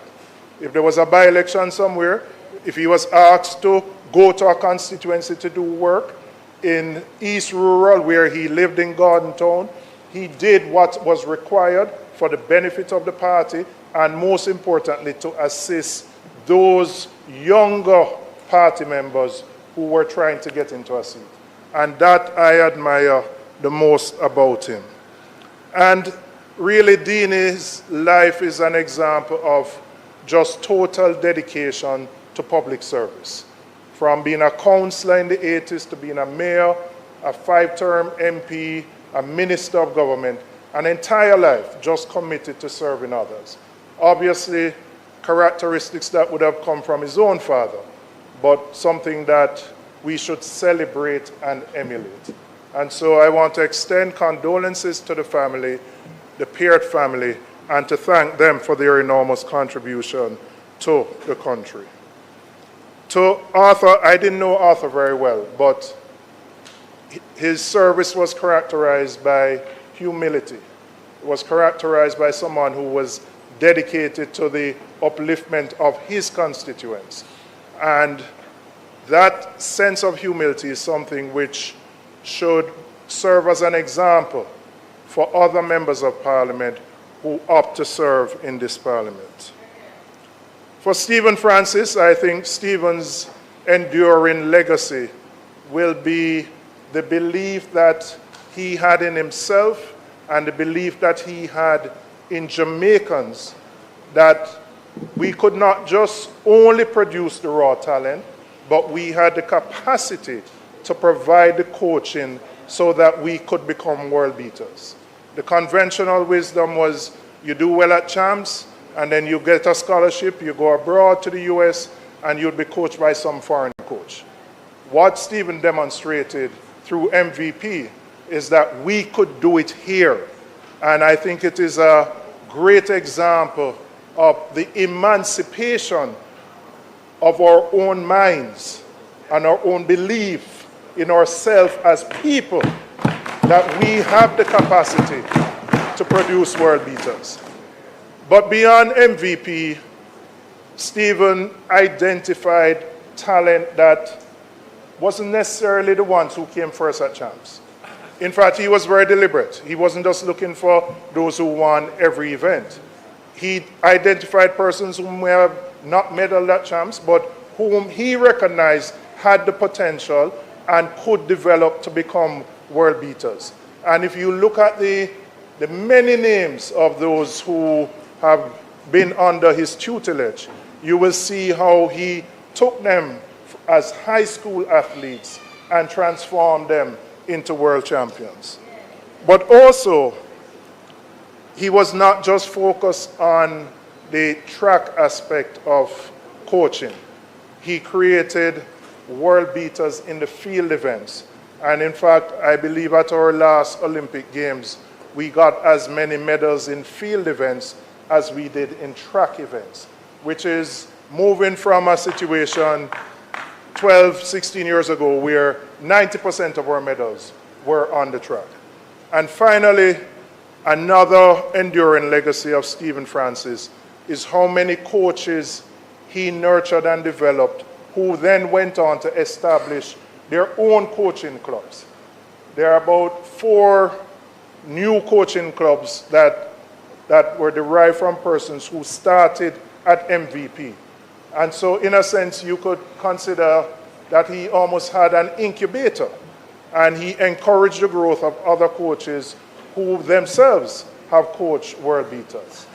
So, Mr. Speaker, as we recognize and acknowledge the work of the parliamentarians who have passed and of Stephen Francis, we say thank you from a grateful nation for their contribution in making Jamaica a better place. And we, as younger members, will find a way to emulate the successes that they displayed, and more importantly, the characteristics that they displayed as parliamentarians. Thank you very much.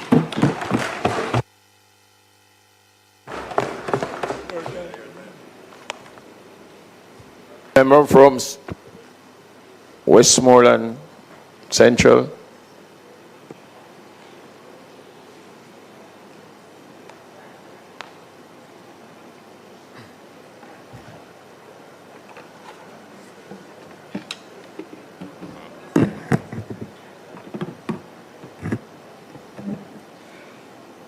Thank you, Mr. Speaker. I rise today to give tribute to a great man who trod the region, the powerful Region 6 for the People's National Party, and that is Arthur Nelson. The powerful Region 6. Arthur Nelson is a man whose political legacy was not etched in grand speeches, but in the tangible transformation of the communities he served. A testament to the trust he inspired, he secured 2 consecutive terms as Member of Parliament for St. James West Central. And we all theorize if he probably hadn't decided to leave politics, would have continued to hold that seat, probably up to today.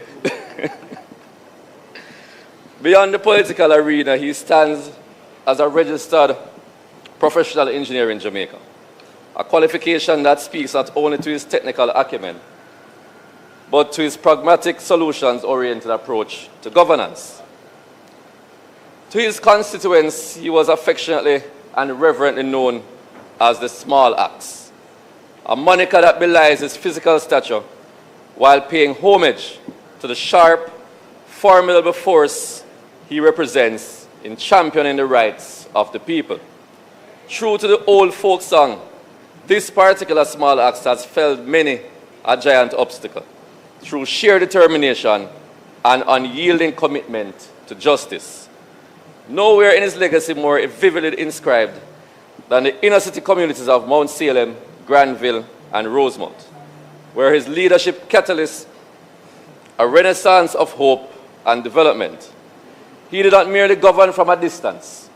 He walked the streets he sought to uplift, investing his engineering expertise and political capital into projects that brought infrastructure, dignity, and opportunity to those who had long been neglected. In Mount Salem, he championed improvements that restored a sense of pride. In Granville, his interventions laid the groundwork for community stability. And in Rosemount, his advocacy ensured that the voices of the marginalized were not only heard, but heeded. His work in these neighborhoods was not transient. It lives on, etched in the minds and hearts of the people who still speak his name with reverence. His reputation within his constituency is that of a man that does not merely make promises, but forges covenants with his people and honors them with resolute action. This is not folklore, but lived experience, as testified by a comrade Dorothy Dixon, who I will quote. Comrade Arthur Nelson came to the Salt Spring Post Office while I was working there. I gave him a tour of the office and informed him of our dire plight. We had neither water nor electricity, and the office had received notice of closure. He listened intently, and then and there he promised he would act swiftly to build a proper structure and restore light and water. And he surely did. He did not just speak, he delivered. It is this rare blend of technical expertise, political will, and profound empathy that defines the enduring legacy of Arthur Nelson, a leader who proved that true stature is not measured by height, but by the depth of one's impact on the lives of others. Though time may pass, the fruits of his labor remain, standing as silent monuments to a man who gave all to the people that he loved. So on behalf of the Region 6 family, we want to extend our sincere condolences to his family, especially his wife, who was always there with him at all the meetings that we can remember, and for accommodating us at home on many occasions. And as the leader said earlier, it was never at any cost to anyone, no matter what was happening there. We will surely miss him, and we intend to continue supporting the family and keep on building on that relationship that we have always had. I thank you very much.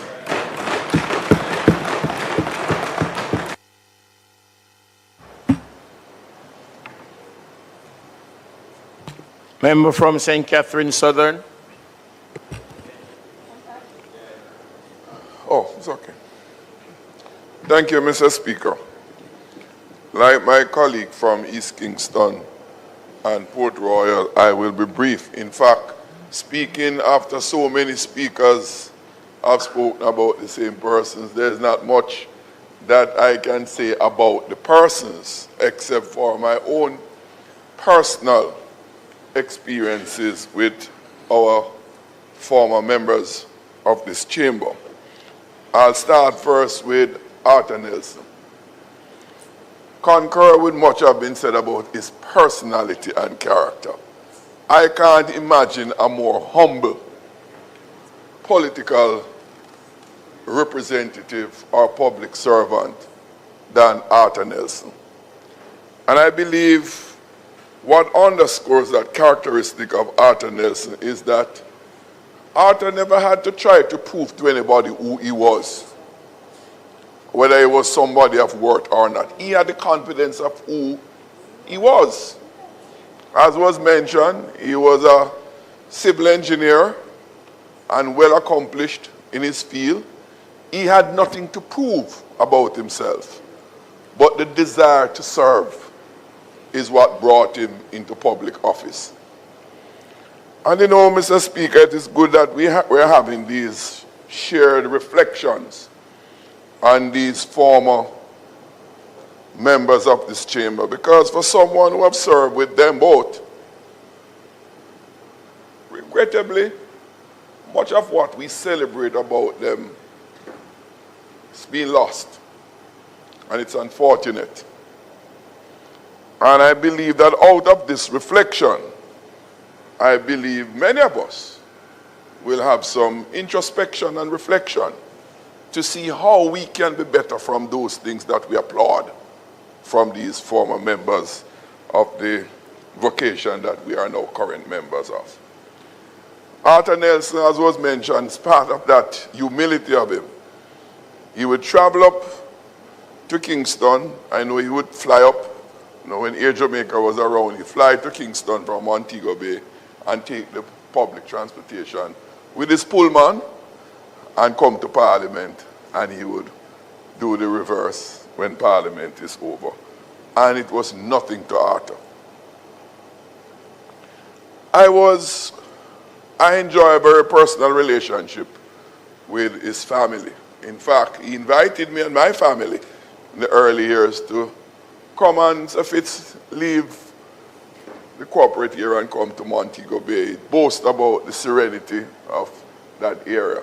And I have spent a weekend at his home at the invitation of himself and his wife.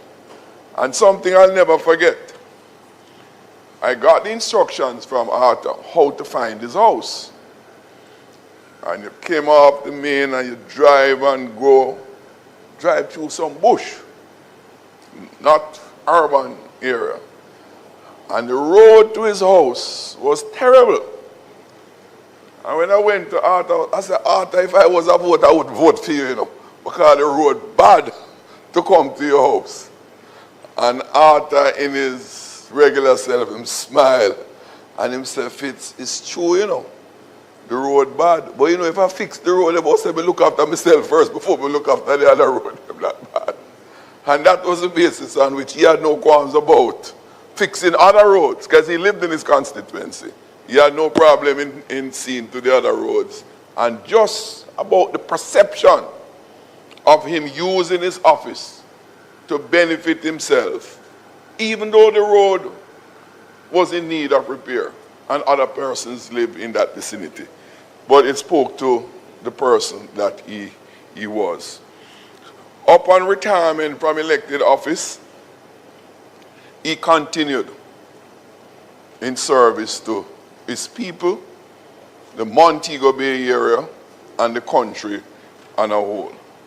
During his period in this parliament, he brought his professional expertise to bear on many of the committee work in this parliament. And the country benefited from that expertise that he had.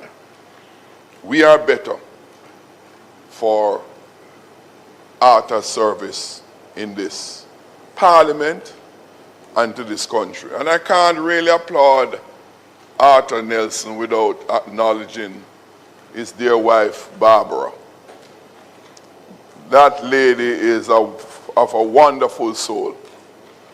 You know, I believe when it comes to the politics, I think Barbara is more a comrade than Arthur. She is a very fierce campaigner, quietly, but very fierce and committed.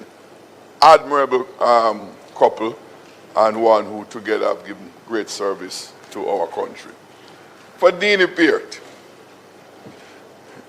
you know, again, much has been said about Deanie. Deanie was a character that is not easy to try to describe Deanie Peart.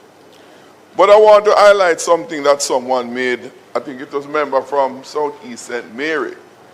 He, as a young politician, I could say as a young, I would say younger politician then,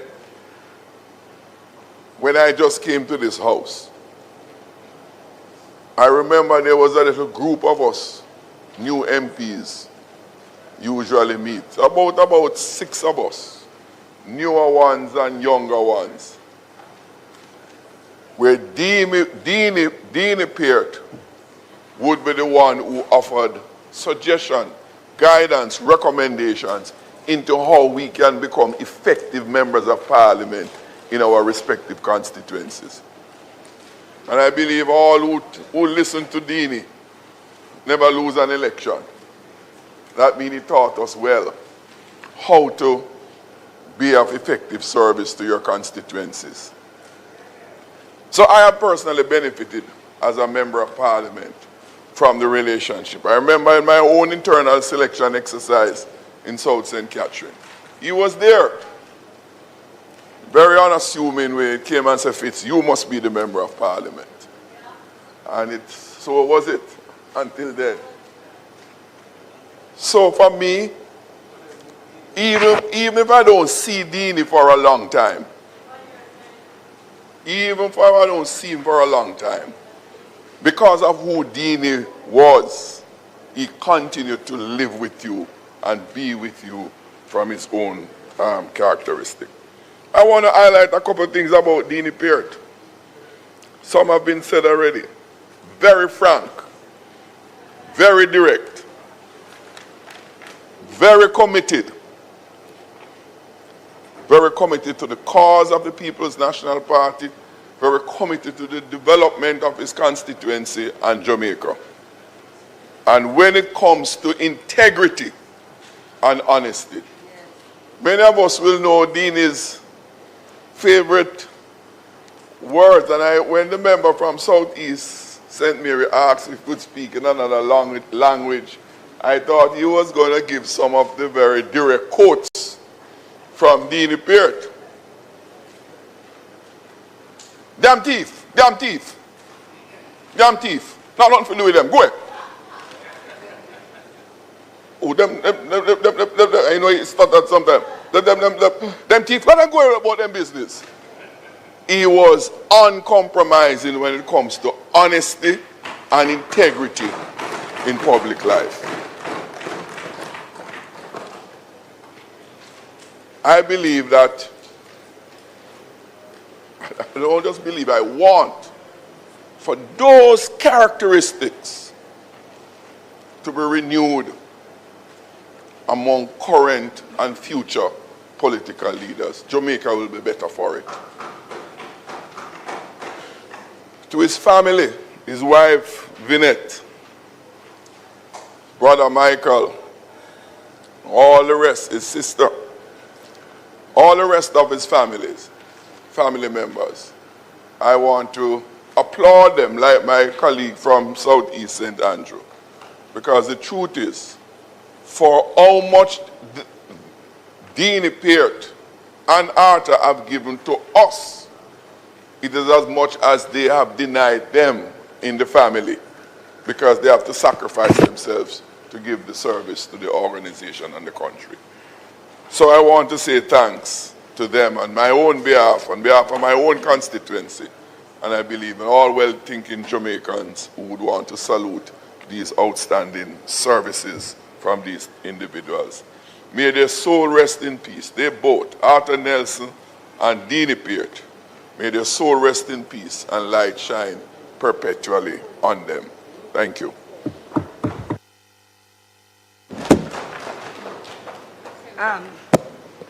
Thank you very much, Mr. Member Speaker. from St. Catherine Eastern. Thank you very much, Mr. Speaker. I won't be long because I've realized that most of what I wanted to say has been captured by my colleagues. But just to state that Deanie Peart and I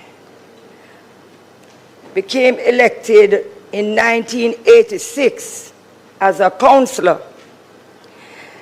When I was sworn in, I heard him asking everybody about me.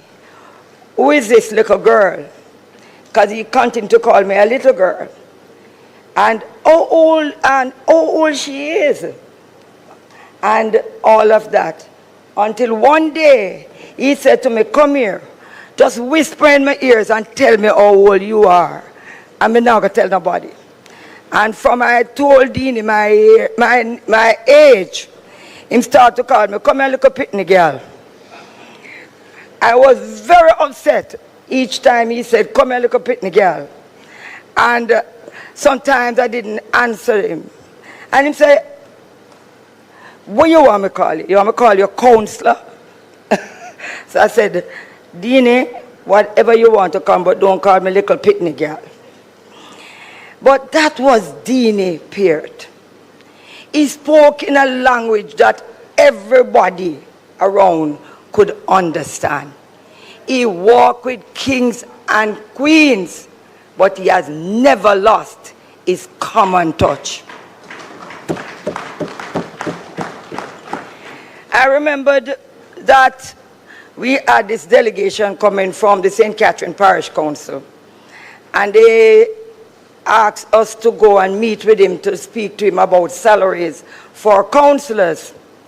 And I felt very good now because I said him can't call me a pitney girl in there, so because it's a delegation and so forth. And we went to his office. At that time he was Minister of Local Government. And I sat there, we laid our case on the table, we told him what we were expecting, and then I got so brave and I got up and said, so Minister, we are going to give you a guideline. You know, go from me, girl.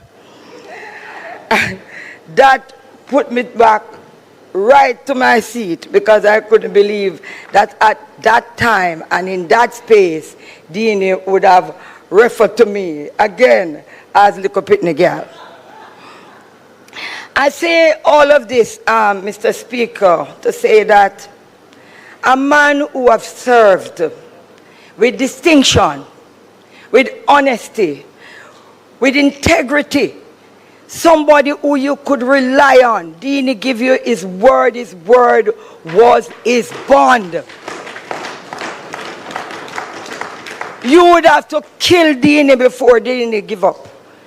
Dini believed in what he used to believe in, and nobody could get him away from that.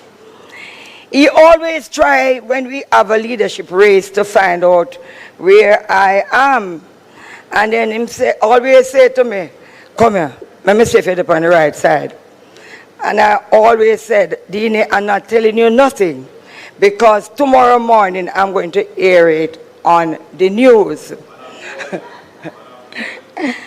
But it says, Speaker, Dini's service that he has given to this country is something that should be recorded. Not just him, but his entire family. I personally believe that there's going to be a big void in the Pierce family.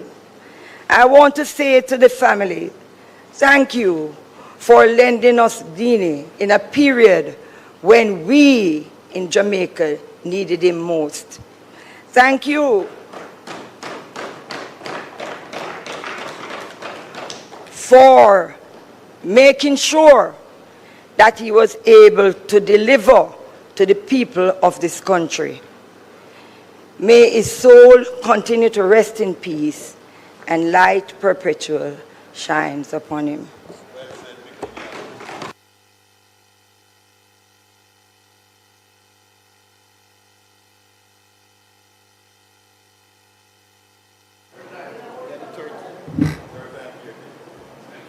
Member from Clarendon Northern. Thank you, Mr. Speaker. First, I want to give my condolences to the Peart family. I wouldn't have to have served with Mr. Peart, Comrade Peart, for any period of time at all. But I know a few members of the family, Leila, Zion, Zika, and Corey. So I want to say to them, stay strong. Your Dean Peart would have served us well, and we, the People's National Party in Jamaica, is better for it. Thank you very much. I want to speak on the late, great Stephen Francis, who a great Ulmerian, a pioneer, a father, a coach, a mentor, and an entrepreneur. Someone who would have revolutionized track and field in Jamaica.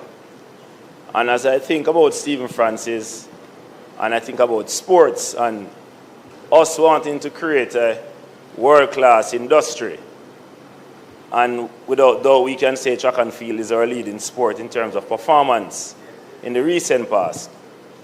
And if I just suppose that against the sport that I am from, cricket, and to see the contrast in how they have gone in the last 20 years, where West Indies cricket, to which Jamaica is a member, would have been on the decline, unfortunately. I would have seen where track and field would have been on the rise and would have maintained that position, and would have seen how Stephen Francis would have contributed to the blueprint as to how we would have taken homegrown talent, trained them at home, and made them into world-class athletes with world-class performances consistently, and how we are trying to replicate that in cricket, but this is not happening. It shows the strength of Stephen Francis' contribution, and how he would have done that through the great club of MVP, where he was not just a co-founder, but also a former president and technical director. And we have heard of the many athletes that he would have produced. Sharon Simpson, Sherika Jackson, Shelley Fraser Price, Asafa Powell, Elaine Thompson, sorry, Banana Ground. And we would want to understand that, like we have seen in sports, especially football in Jamaica, where we do a lot of recruitment. People look for the best and try and transfer them to their space, their school. Stephen Francis would have gone to our Boys and Girls Championship and would look at the athletes who are not necessarily the best, but could see the talent in them, and would have taken them to the MVP and refined them, uncover the talents, refine, and then put them on the world stage to produce world-class performances. And that in itself is a credible thing that he would have done. He would have also not just formed the MVP track club, but he would have joined it to the University of Technology, because he had the foresight and the vision to know that sports needs education. It needs training and it needs consistent development. And once the mind is properly developed, then the physical and technical attributes will merge together and bring about world-class performances. So I think we have lost a great son in Stephen Francis. The sporting fraternity has certainly lost a pioneer and a champion.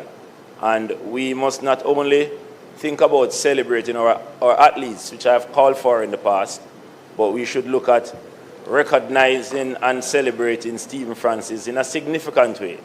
And one of those ways is to put a statue beside some of his athletes that are at the National Stadium, so that we can recognize that he's a pioneer.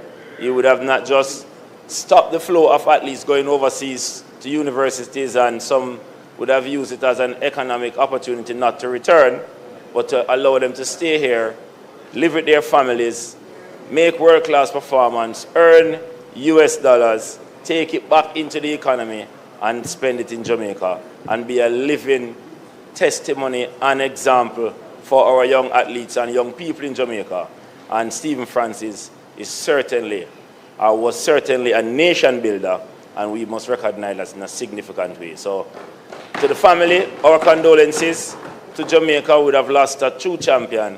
And of course, to the athletes we would have served, and all the coaches and administrators, we say regards, condolences, and may his soul rest in peace, and may our track and field and sporting industry be better for it. Thank you very much, Mr. Speaker. Member from St. Catherine Northwestern. Thank you, Mr. Speaker. I rise to speak on behalf of Dean Peart, Deanie, and I also join in recognizing the family and friends of Dean Peart, to whom their sacrifice I have benefited personally on multiple occasions. It is when you yourself start to have your own family, you realize the pain that you also feel on occasions that you have chosen to be absent on behalf of the political process. And on many occasions he chose, both in support of himself, but in my experience in support of his party, to be absent and in representation. I therefore personally thank the family for their sacrifice, and I would like to say some of my recollections of Dean Peart. In 2011, when I was asked to represent the People's National Party in East Rural St. Andrew, Dean Peart at the time was a resident in East Rural St. Andrew. When we arrived, Dean Peart took it upon himself to be my campaign manager. And while Dean Peart, as has been indicated, is known for his honesty, that honesty don't always serve you well on the campaign. I remember at one mass meeting, the people indicated that a particular gentleman who was in prison was a member of the largest family in the area. Dean Peart went on the mic and said, a little boy did up here misbehave himself. And we just lock up him class. The entire family left the meeting. And while he was talking, somebody in resistance said, show up. And Dean Peart shouted on the mic, go be that!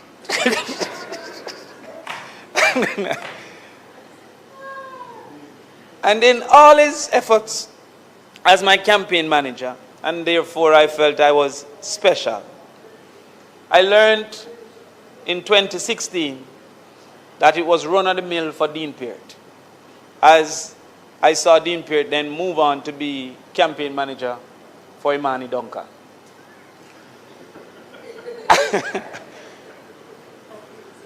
That wasn't the ultimate level of my surprise. Because in 2011, the opposing candidate was Joan Gordon Webley. And there was nothing he found more funny than when I said, solid waste of time. But by 2020, he was the campaign manager for Joan Gordon Webley. I could not fathom. But such was the commitment of Dean Peart to the People's National Party that whomever it was, he was head cook and back wash for whomever it was. And no matter how much he gave, he never asked for a favor. Indeed, if he needed you to participate in any way, he started with the disclaimer that you don't have to do it. You don't have to do it, but me feel like say. And then he would tell you. He also knew the difference between advice and instruction. Not many who have experience knows that difference. Because as soon as they tell you, they expect you to do exactly as they told you. I remember once again when I tried the education revolution in East Rural St. Andrew and said we wanted 1 degree per household. And he always says, you don't have the budget. He used to say, you don't have the budget to do that. You don't have the budget to do that. And on the day that there was a demonstration out in Bull Bay, when the people said education can't and picnic can't vote, he called me and said, you can't bring them if they don't want to come, And despite that, the next class, Dean Peart would have come down there and come look what is happening. Though he had said to you, you're careful. You can't bring them if you don't want to come. He then appointed himself as my campaign manager once again for VP. And it is then I recognized that Dean Peart seemingly did not know his real caliber. He didn't care about all he had achieved because he supported as if you were the greatest person in the world and he was simply a supporter. Not many of us who have established ourselves wear other people's shirt and other people's cap, and everywhere he went, he would have had on whoever he supported, shirt and cap. Everywhere he went. And he would be the most vocal in the audience in support of whomever he is in support. The norm for top people like those is round the back with a scotch. And when you leave in the great talk, Dean Peart is in the crowd shouting, forward, forward. And English was never an attempt that he made. He was never more proud than when he was telling you about Manchester. He would tell you about the farmers. He would tell you about all the community centers he built. Once you're driving past a center that he built, the story would start about him building the center. And then he had a great reverence for Michael Manley. He would tell you in critique of any action what Michael Manley would have done and claim Michael wouldn't do it so or wouldn't do it the other way. But his greatest energy was found in him telling you how he escaped death on multiple occasions. He would tell you how he crashed. He would tell you what happened in the 80s. And he celebrated life in the way by saying, I escaped death on many, many, many occasions. It was the most energetic of his stories. And he would tell you on many, many times. He would tell you that he had to roll in the bush. And I think he was making up some of them. Because only John Wick could have done some of the things. And MacGyver, that Dean Peart told you that he did. But in all of that, he loved his party, he loved his family, and he loved his country. He always felt that any young person with potential that could serve was his duty to train. And he would take them on under his wings. He also finally perceived himself as a construction expert and would tell you that he's going to build a gas station for his son. On multiple occasions, he's going to work on the gas station. Much to my chagrin, because I don't know Didi, as no engineer works on a gas station. And on his house. And then he took over his wife's plants, in particular not the tulips, the orchids. Took them over and would boast how he waters them. And then he would speak to his son that he called his wash belly, his youngest son. And even in high school, he would drop him to school on multiple occasions. I can't reserve my statements for the caliber of a party member. It is for the caliber of an individual, a human being, that Dean Peart was. You felt the most important at any time you were in his presence, and for any conversation that he felt he was to participate in. This is a man, when friends were few, he was always present. And in the bitterness after East Portland, he came to my house on no less than 12 occasions and reminded me, "Many lose to you, I want you. Many lose to you, I want you." And that is how him cheer you up without cheering you up. But basically telling you, get up, brush off yourself, and come again. Tomorrow is another day. And when many disappeared, he appeared. And for that, I am grateful that he was born. I'm grateful that he lived. And I'm extremely sad now that he has died. Long live Dean Peart, and thank you.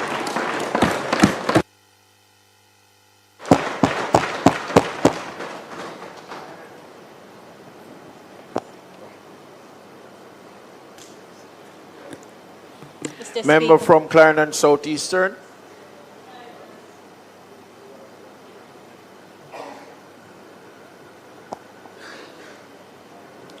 Thank you, Mr. Speaker. I want to share in the sentiments expressed in relation to former Member of Parliament Arthur Nelson and former MP and Minister Dean Peart, and just to express condolences to their families, as well as prayers for strength in this time of bereavement. I have a few words in relation to Stephen Francis, but before, I would like to, as Minister of Labour and Social Security, I want to recognize that Dean Peart was not only Minister of Local Government, he had a short but impactful stint in 2002 between April to October as Minister of Labour and Social Security. And I'm compelled by the ministry to acknowledge his contribution. We are all, as ministers, to recognize that we are building on the work done by those before us, regardless of affiliation. And so every minister makes a contribution to the chapter of what is the development of the ministry. So we acknowledge Dean Peart. One of the longest serving staff members, Mrs. Bolt-Williams, had this to say about him. She said, I joined the ministry on April 22nd, 2002, on the day that Minister Peart was introduced to the public assistance team as our new minister. It coincided with the implementation of the mass enrollment of PATH beneficiaries. Minister Peart embraced the activities as a personal mission, traveling around the island with the team and speaking with applicants and team members wherever they could be located. He didn't stand much on ceremony. He would jump in whatever vehicle was available, including my car on one occasion as we traveled through Trelawney. Minister Peart was easy to work with. End quote. His passing and that of Mr. Nelson reminds us that public service is measured not only by the offices that we hold, but by the lives that we touch, and we hope that their souls rest in peace. As it relates to Stephen Francis, Mr. Speaker, his name was Vincent Stephen Frano Francis. And to many across the world, I know he is seen as a legendary coach, celebrated globally in the sporting fraternity. But to myself and my siblings, Stephen is our big cousin.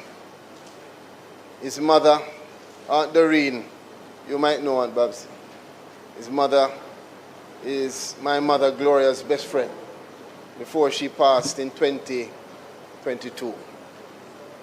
And a treasured aunt. And we grew up with Donna, his sister who passed in COVID, Stephen, and Paul, his younger brother, who will now have the responsibility of carrying on this enormous legacy. And I'm sure Paul, together with Bruce James, Adrian Laidlaw, his best friend, and Mr. Clark, and many others, will take on that responsibility of preserving Stephen's legacy. He lost his father last year, and I know that there are many who understand the complexities of Stephen's life and all that he has gone through. But for me, Stephen was a big cousin that was large in size and stature. And he almost gave off an atmosphere and a feeling like he knew what he was doing regardless of what it was. He was in control. And he had a certainty about him from when we were younger. And it translated in his impact in the sporting fraternity. So many athletes owe their success to Stephen. A man who, unlike many, not many can have a vision and turn that vision into success. Many can have a vision. But Stephen had a vision, and in 1999 with Paul and others, they put that together in MVP. And with hard work, they were able to really carve out their place in the global sporting fraternity, to take athletes and to build their confidence, and through discipline and sacrifice, to make many persons believe in Jamaica, not just MVP. Together with Glenn Mills, he's known, perhaps one of the most prominent coaches in the world who have caused reverse migration of athletes coming back home because they knew that we had the skill, the professionals who understood how to get it done. Shelley Ann Fraser Price, Elaine Thompson, Bridget Foster Hilton, Sharika Jackson, Asafa Powell, Julian Ford, so many, Michael Frater, Nesta Carter, Tia and Tina Clayton, so many more who have been impacted. Navleen Williams, Melanie Walker, Kishane Thompson from Southeast Clarendon, and you had others from Barbados, Christine Day, many athletes whose name you might not know, but they are making an impact across the world, have come up through the impact, through the guidance of Stephen. And Stephen, to them, was much more than a coach. He was a life coach. He presented for them the principles that I'm certain will guide them beyond being on the field, build their character. I want to, as I close, just to say, Stephen, thank you for all you did for so many of us. Thank you from a nation that is grateful to you for your commitment and your sacrifice to build up our name and our brand, Jamaica, in sports, in athletics. Stephen was loved. Stephen was loved. And in his final moments, there are many that were around him. And I mean, I don't know all, but I want to just take the time to acknowledge of course, Stephen's brother Paul, and Bruce James, Darren and Adrian Laidlaw, Mr. Clark, Wilfred Bagaloo, Ronald Robinson, many other friends, Bridget Foster Hilton, and many other athletes who were there either in person or to call him. The doctors that were there, including my brother Peter, Dr. Williams, Dr. Saibo, and of course Carol and Michelle, my elder sisters who were by his side. It happened faster than I would have expected, but Stephen lived his full life, and he was here and made a massive impact on his world. I don't recall knowing of biological children, but I know that for Stephen, the athletes that came within his grasp were his kids. He loved them. He disciplined, he cared, and he had a special place for each and every athlete that he had the opportunity to support and to nurture. May his soul rest in peace, and may all who I know were impacted and who loved him find comfort in this very, of course, difficult time. Thank you.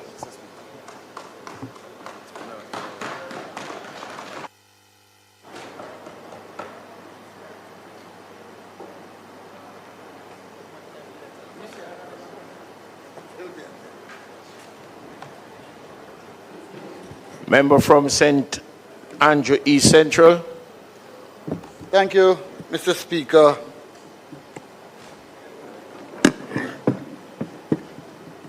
I'm not accustomed to batting this late, but it is important to play an innings on behalf of Stephen Francis. The world of track and field is mourning the passing of an icon.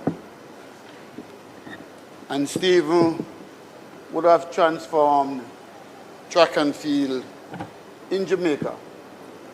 If you do your research, we would have lost 98% of our high school athletes who had migrated seeking other opportunities.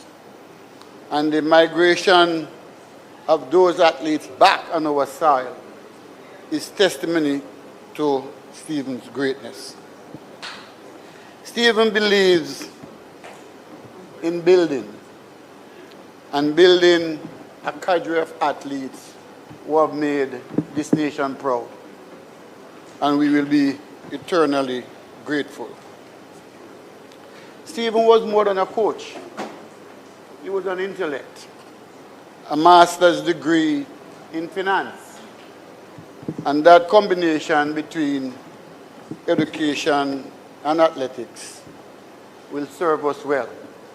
There are many who have benefited from his guidance. The names are too many to mention. But what I do remember about Stephen, many national teams across the globe, was his humility. If you would have gone to the warm-up track, Stephen would be sitting by himself, pondering the next move. He was never one who sought headlines. He was never one who craved the media. He allowed his result to speak for himself. I too want to join my colleague to say to the minister that in honor of the late great Stephen Francis, a statue should be erected at the National Stadium as part of his legacy. And I dare to say that the other iconic coach, Glenn Mills, should also be honored with a statue. They have combined to produce over 200 medals for Jamaica at the global level. Unprecedented, never before happened. His legacy will continue on long before all of us in this chamber. But sadly,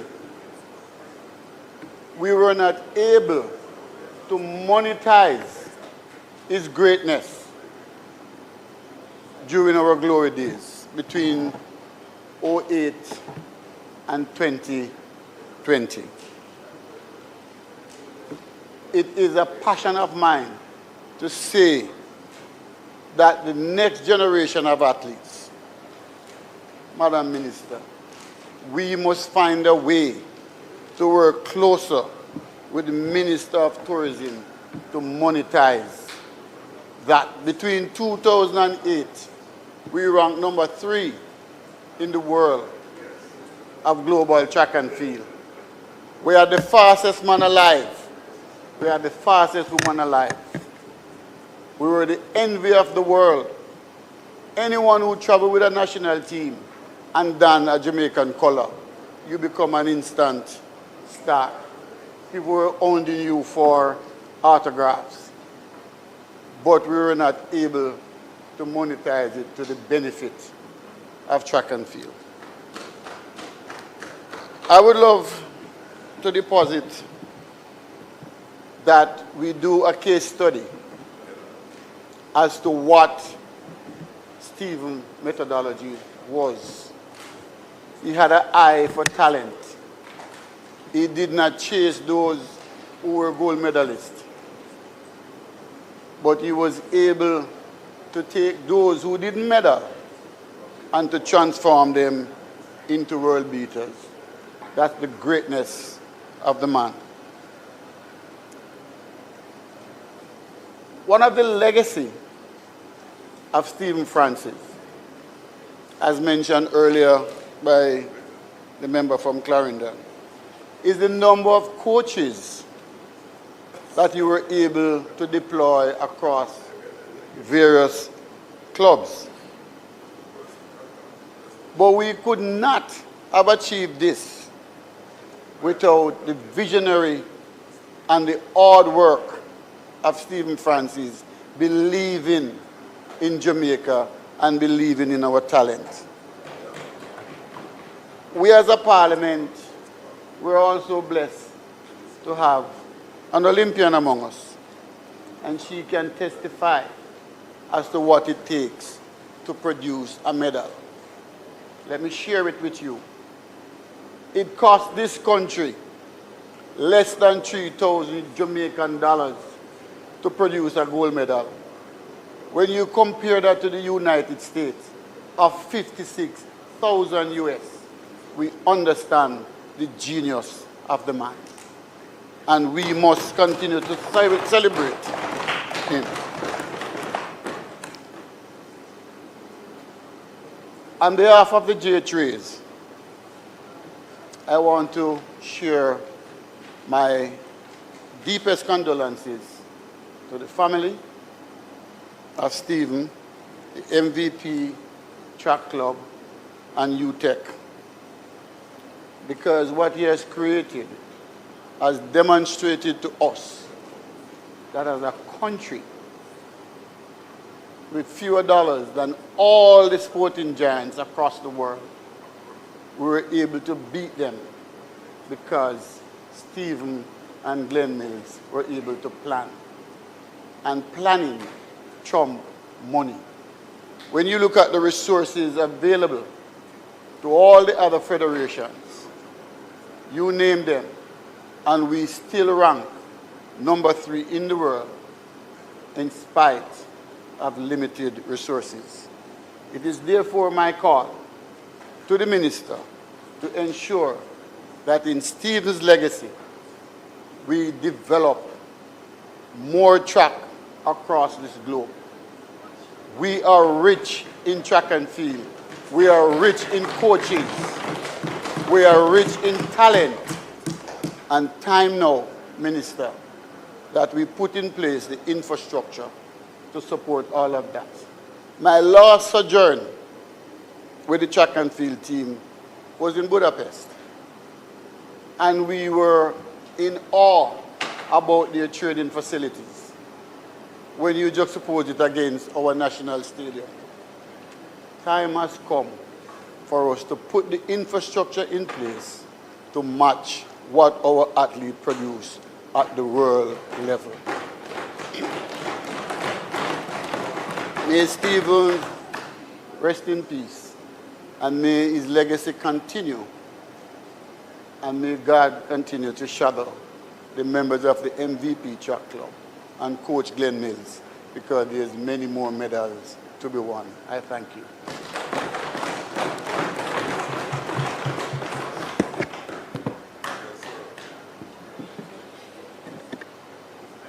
Member from Portland Western.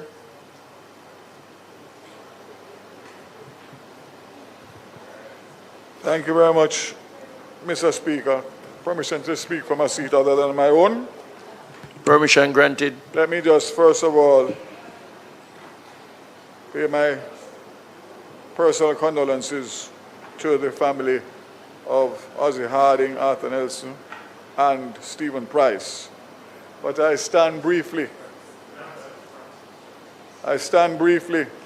to pay tribute to Dean Alexander Peart. While the tributes were going on, I was looking back in my phone to see the last time we spoke. And I realized that he had on disappearing messages, so there's no messages left for me to remember our discussions. But to say that there were 2 politicians on the opposing side who I always admired, pretty much for the same reason, and that was the late Roger Clark and now the late Dean Peart. Several people have come to me over time and said that they see similarities in relation to my style and Dean's style. I'm not sure whether it's the color. Some people will say it's brown man. Some people will say it's red man. Some people will say it's white man. Well, pick whichever one you want. One thing you knew with Dean Peart, and I think that I can say it for myself as well, is what you see is what you get, and more importantly, our word is our bond. If Dean Peart tells you something, you don't have to ask him again. You don't have to call him again. You don't have to message him again. It is going to be done. And that is something that I really, really admired about him. Other similarities, he was a councillor. I was a councillor. He was a 5-time MP, consecutive. I'm now at 5. He retired at 5, and I'm retiring at 5. And I would encourage others who have been here longer than myself to start thinking about it at some point. I'm looking on the front bench. I'm not looking at anybody in particular. But more importantly, Mr. Speaker and colleagues here, Dean Peart had a philosophy which was why he was so successful. And I have followed in that footstep. And that is, he had a simple philosophy. Serve the people, and they will serve you. Love the people, they will love you. Respect the people, they'll respect you. Work for the people, and they will work for you. And last but not least, defend the people, and they will defend you. Simple, easy for you first-time MPs. Some of you who ran and won and then ran and lost, stick with that. And I guarantee you that you will be successful as Dini Peart was in politics. I'm not quite sure why Dini was not recognized for his service. And I wouldn't want to get into that here, only to say that it would not be alarming to me if I heard after today that Dini may have been offered and declined, because that was a man, as it was said earlier, he didn't do things for recognition and rewards, etc., etc. And the bottom line is, if that is not so, then I encourage us on my side to investigate that, and to, if I am correct or incorrect, let us deal with it expeditiously. But I would support my colleague and friend from East Kingston and Port Royal, and also colleague Fitzjackson, in saying that many times we do this when it's too late. When people who have served and sacrificed at great cost, financially and otherwise, family and otherwise, and then you say some great things, and of course, life moves on as it's a treadmill. But I don't want to say much more, because I know for a fact that after so many hours, if Dini was here, across from me here or here, he would say, Vaz, do me a favor, no? Shut your mouth and sit down. Tired of you talk too much. But in closing, let me just say that the Peart family and the sacrifice of the Peart family to nation building is second to none. The legacy of the Peart family can be matched with any other family, past, present, and future, in relation to the service and patriotic life that they lived as a family. I know it's never easy, but it's life. And what we must make sure is people like Dini Peart and others to come are recognized and celebrated while they are alive, and not after their unfortunate passing. So, to the family, I say that Dini is gone, but his spirit and his personality and his memories will live on in this house, outside the house, on the political trail, forever and ever. May his soul rest in peace.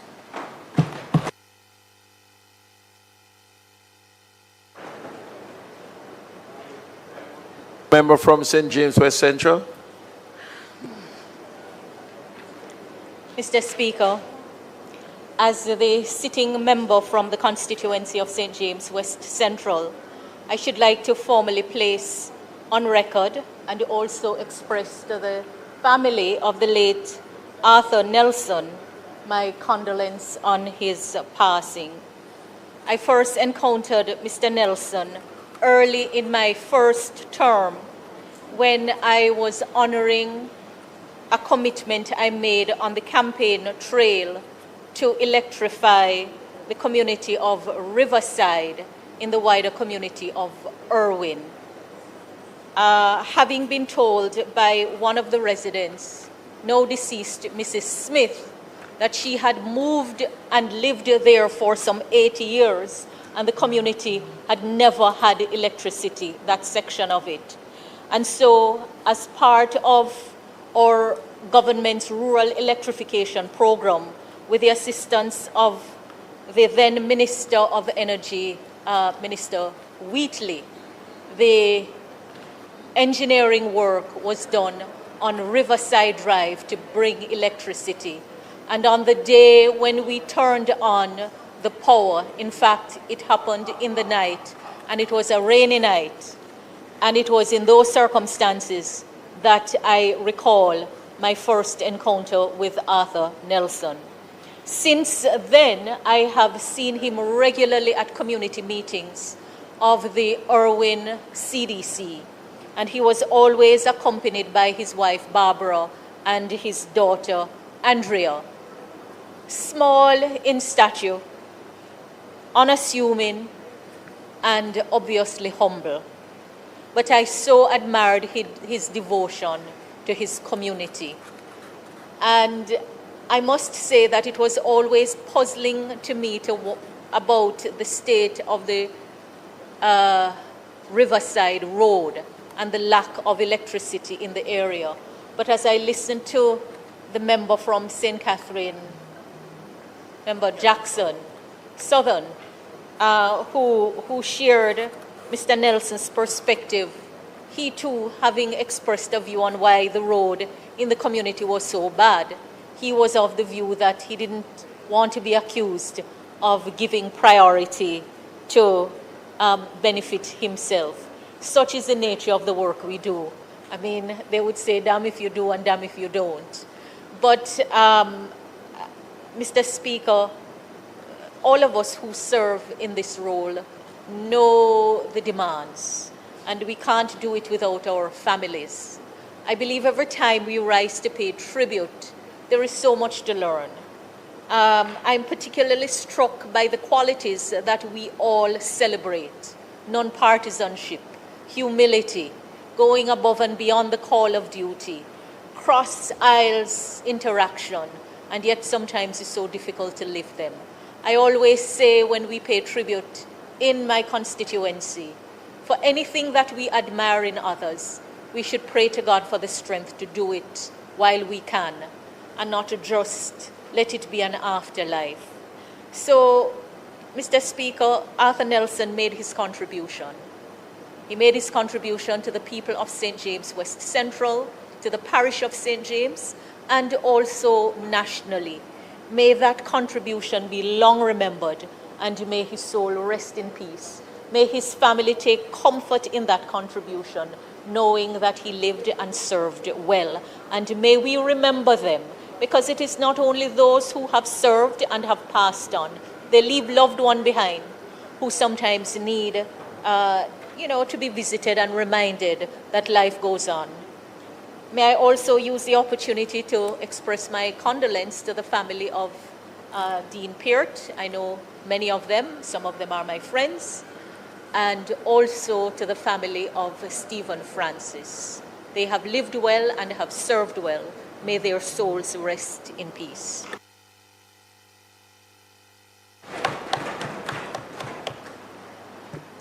Member from St. Catherine West Central.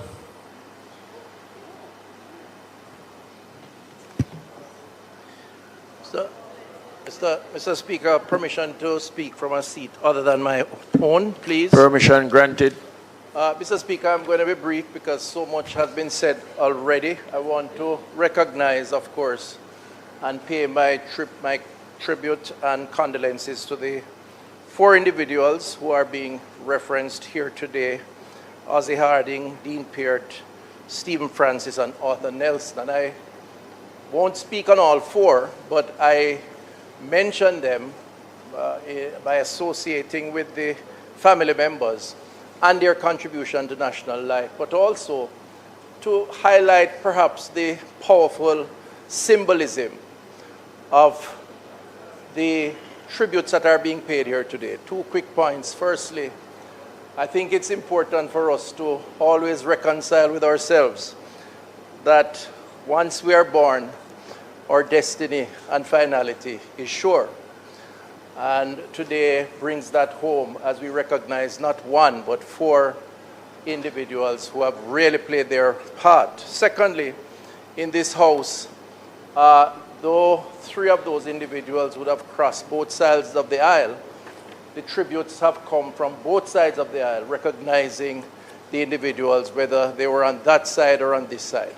And that for me is powerful. I just reference that as a passing point because sometimes we give the impression, Mr. Speaker, that we are the only person in the room and that our points are the only significant points. And we behave or act in a particular way that conveys that impression. Today, we are saying, as a parliament, that whether we're on that side or on this side, we all play an important role. And these three individuals in particular, Ozzie Hardings, Arthur Nelson, and Dean Peart, obviously played their part in national life. I want to mention, in the first instance, and very briefly, Ozzie Harding.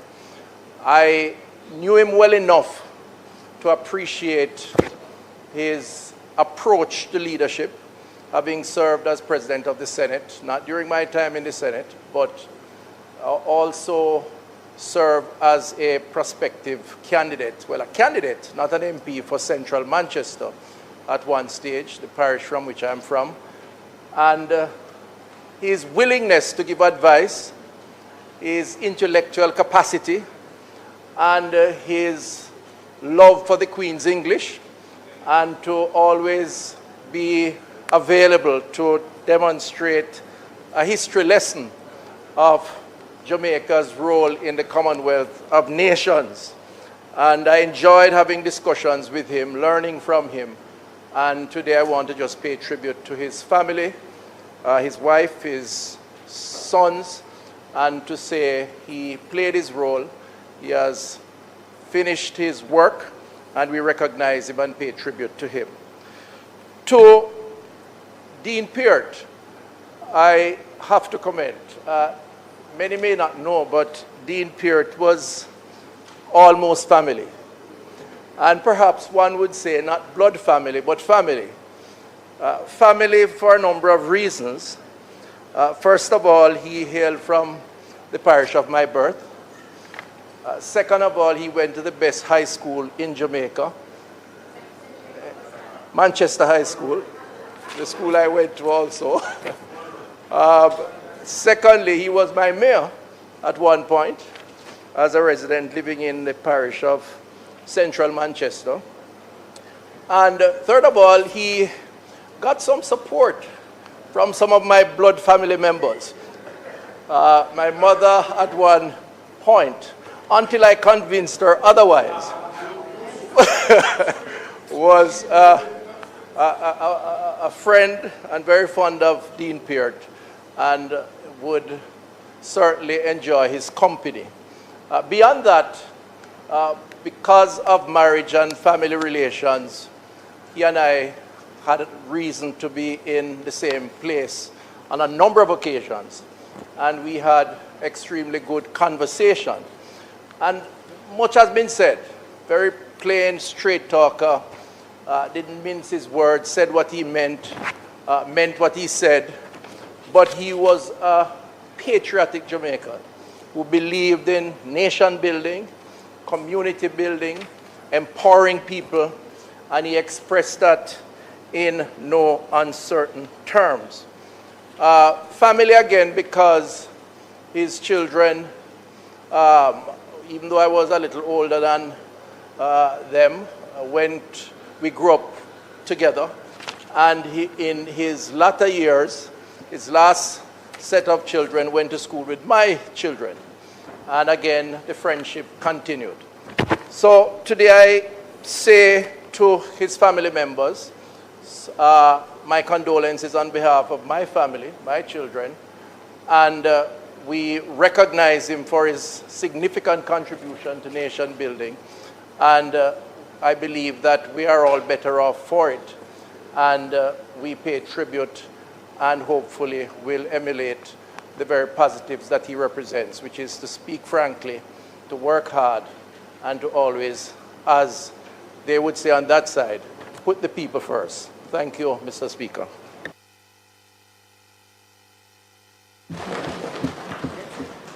Minister. Thank you, Mr. Speaker. So at this time, I would like to just express condolences to Arthur Nelson's family and also to Dean Peart's family. But I just want to quickly indicate that Dean Peart was my brethren. And when I say brethren, a serious brethren. And when I became member of Parliament, the first major road I got repaired in central St. Catherine, Dean Peart was the person who saw to it. Taximen demonstrated. In fact, one of the taxi men became my driver eventually because of Dean, because Dean fixed the road. And there was a property in Gordon Pen that the community played on for decades, used as a playfield, which was owned by a church, and the church decided to sell the property, and the people demonstrated. I went to Dean and I said, how can you help me?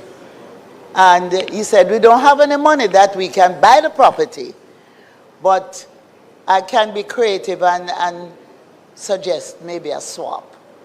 So we negotiated with the church, and we were able to give them a different piece of land, which they could sell if they wanted, and the property in Gordon Pen was handed over to the community. So I just want to express how caring he was, and how considerate, and how we were able to communicate as across the aisle. And I really hope that some of the stridency and, antagonistic behavior I see in the House now, that if we could put some of that behind us, because it was a good period, and we had of course, nobody can change your mind.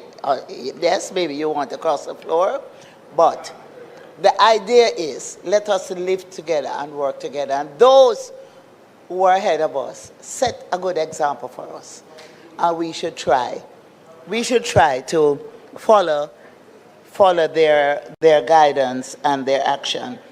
Now, as I close, I want to just speak to Stephen Francis. But just before that, I want to indicate that Oswald Harding funeral service will be on July 27 at Hewitt Chapel. We will be taking to Cabinet on Monday a submission for Dean Peart to receive an official funeral as a cabinet minister, a former cabinet minister. And this morning, I met with Paul Francis, Bruce James, and other close associates of Stephen Francis. And we have agreed on a date for his funeral, which we are referring to as a celebration of life. And that's August 15 at the National Indoor Sports Center. And we will be announcing further details. So I just quickly want to say that it is with a great feeling of sadness that I rise to pay tribute to Coach Stephen Francis. Stephen lived his life away from the spotlight. His job was to thrust others forward. And in fulfilling his obligations, he created a great lineup of Jamaican stars that have become the envy of the world. He was daring and bold in executing his unshakable belief in the ability of Jamaicans to do it for ourselves. He created giants of the sport of athletics, and in so doing, mushroomed national pride that gave even the youngest among us the confidence that they could become world beaters. Stephen, or we call, as we say, Frano, disrupted the notion that Jamaican high school athletes had to migrate to the United States to find transition and success. Stephen co-founded MVP Track Club and set about, with very limited resources, transforming the approach to track and field, hauling numerous medals and world records that remain the envy of many in the sport. So, Mr. Speaker and colleagues, Frano's untimely departure has left a void not only in the track and field community, but in the very soul of the nation. Frana was not just a coach.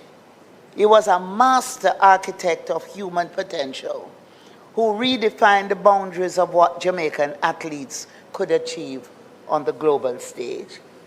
And his journey, characterized by an uncompromising commitment to excellence and a fierce, almost stubborn belief in local talent, transformed the landscape of sprinting forever. Stephen was known to be someone who would speak his mind. And he, one would say, confrontational with a purpose, but humble at the same time. So today, as we reflect on his life and we celebrate his achievements, which were Jamaica's achievement, I want to ask that we celebrate a life lived with singular purpose. And we extend our deepest condolences to his brother Paul, to the MVP Track Club, and the entire sporting fraternity. Stephen Francis, as I close, has finished his race, but the echoes of his voice and the impact of his mentorship will resonate through the annals of Jamaican history for generations to come. May his soul rest in eternal peace, and may his legacy continue to inspire the pursuit of greatness in all our endeavors. I thank you, Mr. Speaker.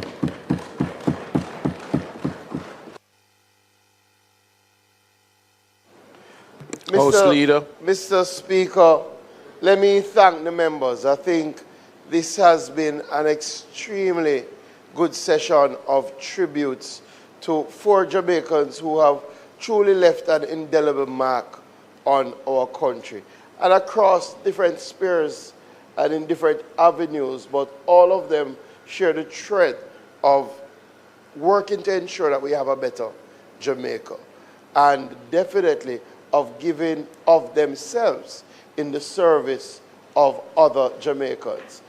I won't add to the tributes, but just to say, as a youngster growing up, watching the TV, Dean Peart seemed larger than life. He made us believe that country people can come run Parliament. I tell you, Dean Peart and Danny Buck, and of course, Roger Clark, they had a demeanor in this house that really Harry Douglas was one. But maybe because, I'm from the St. Elizabeth side, right? But I must tell you, they had a demeanor in this house that said rural people can really aspire and achieve. And I say that because sometimes when we are in this house, we take for granted how much people are looking on and the impressions that we are leaving in the minds of youngsters. And I must give kudos to the generation before us. And you can see in the tributes that it flowed despite significant cut and thrust, despite real competition, the respect across the aisle was clear. I think that is very, very important. So I just want to join in thanking the family for coming and giving us the opportunity to share. And I agree with the leader of opposition business. We must find a way to make it standard that where people have served for sufficiently significant time and they are taking their leave of the house, that we honor them when they can still hear it. And that we invite the families to come so that they can hear sometimes how we really think about them. Because oftentimes in the cut and thrust, when we're on the political stage, people may believe that, we're not really colleagues. And I think this is a good exercise that we should have when people can really appreciate it. So I thank the family members. The dates for the funerals have been shared. I know the members who are able to will participate. And Speaker, I turn to you for our moment of silence. At this time, we will all stand for a moment of silence.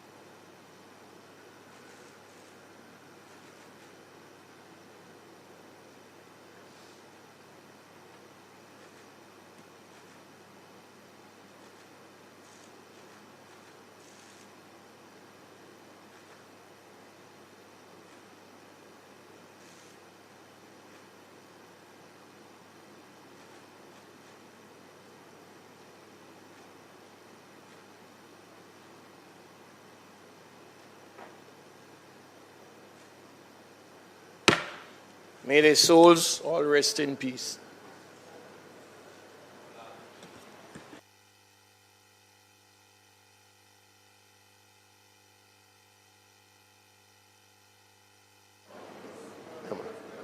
Mr. Speaker, as we are in public business, I will ask that the House resolve itself into committee so that we can complete the mediation bill, which we had, I think, one clause that the members had intervened upon, and the minister had indicated he would take some guidance.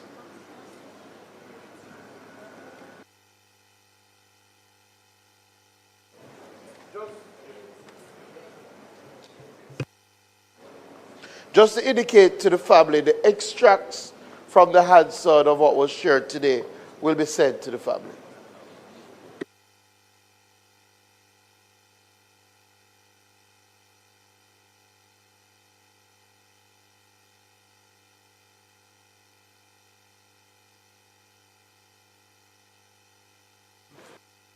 Members, we will just revert to the minister in committee as it relates to clause.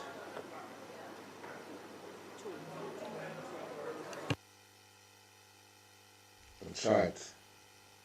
Oh no, big up yourself. Shot Sergeant Magic in the air, big up yourself and black. Minister, the member Malahoo Fort, would you like to go before the minister? Madam Chair, I'm just seeking an opportunity to just clarify and amplify the point I made earlier in my intervention on the proposed amendment to Clause 2. So the term habitual residence is used in the bill in 3 places in Clause 2. Firstly, in the definition of domestic mediation. Secondly, in the definition of international commercial mediation. And thirdly, in the definition of international settlement agreement.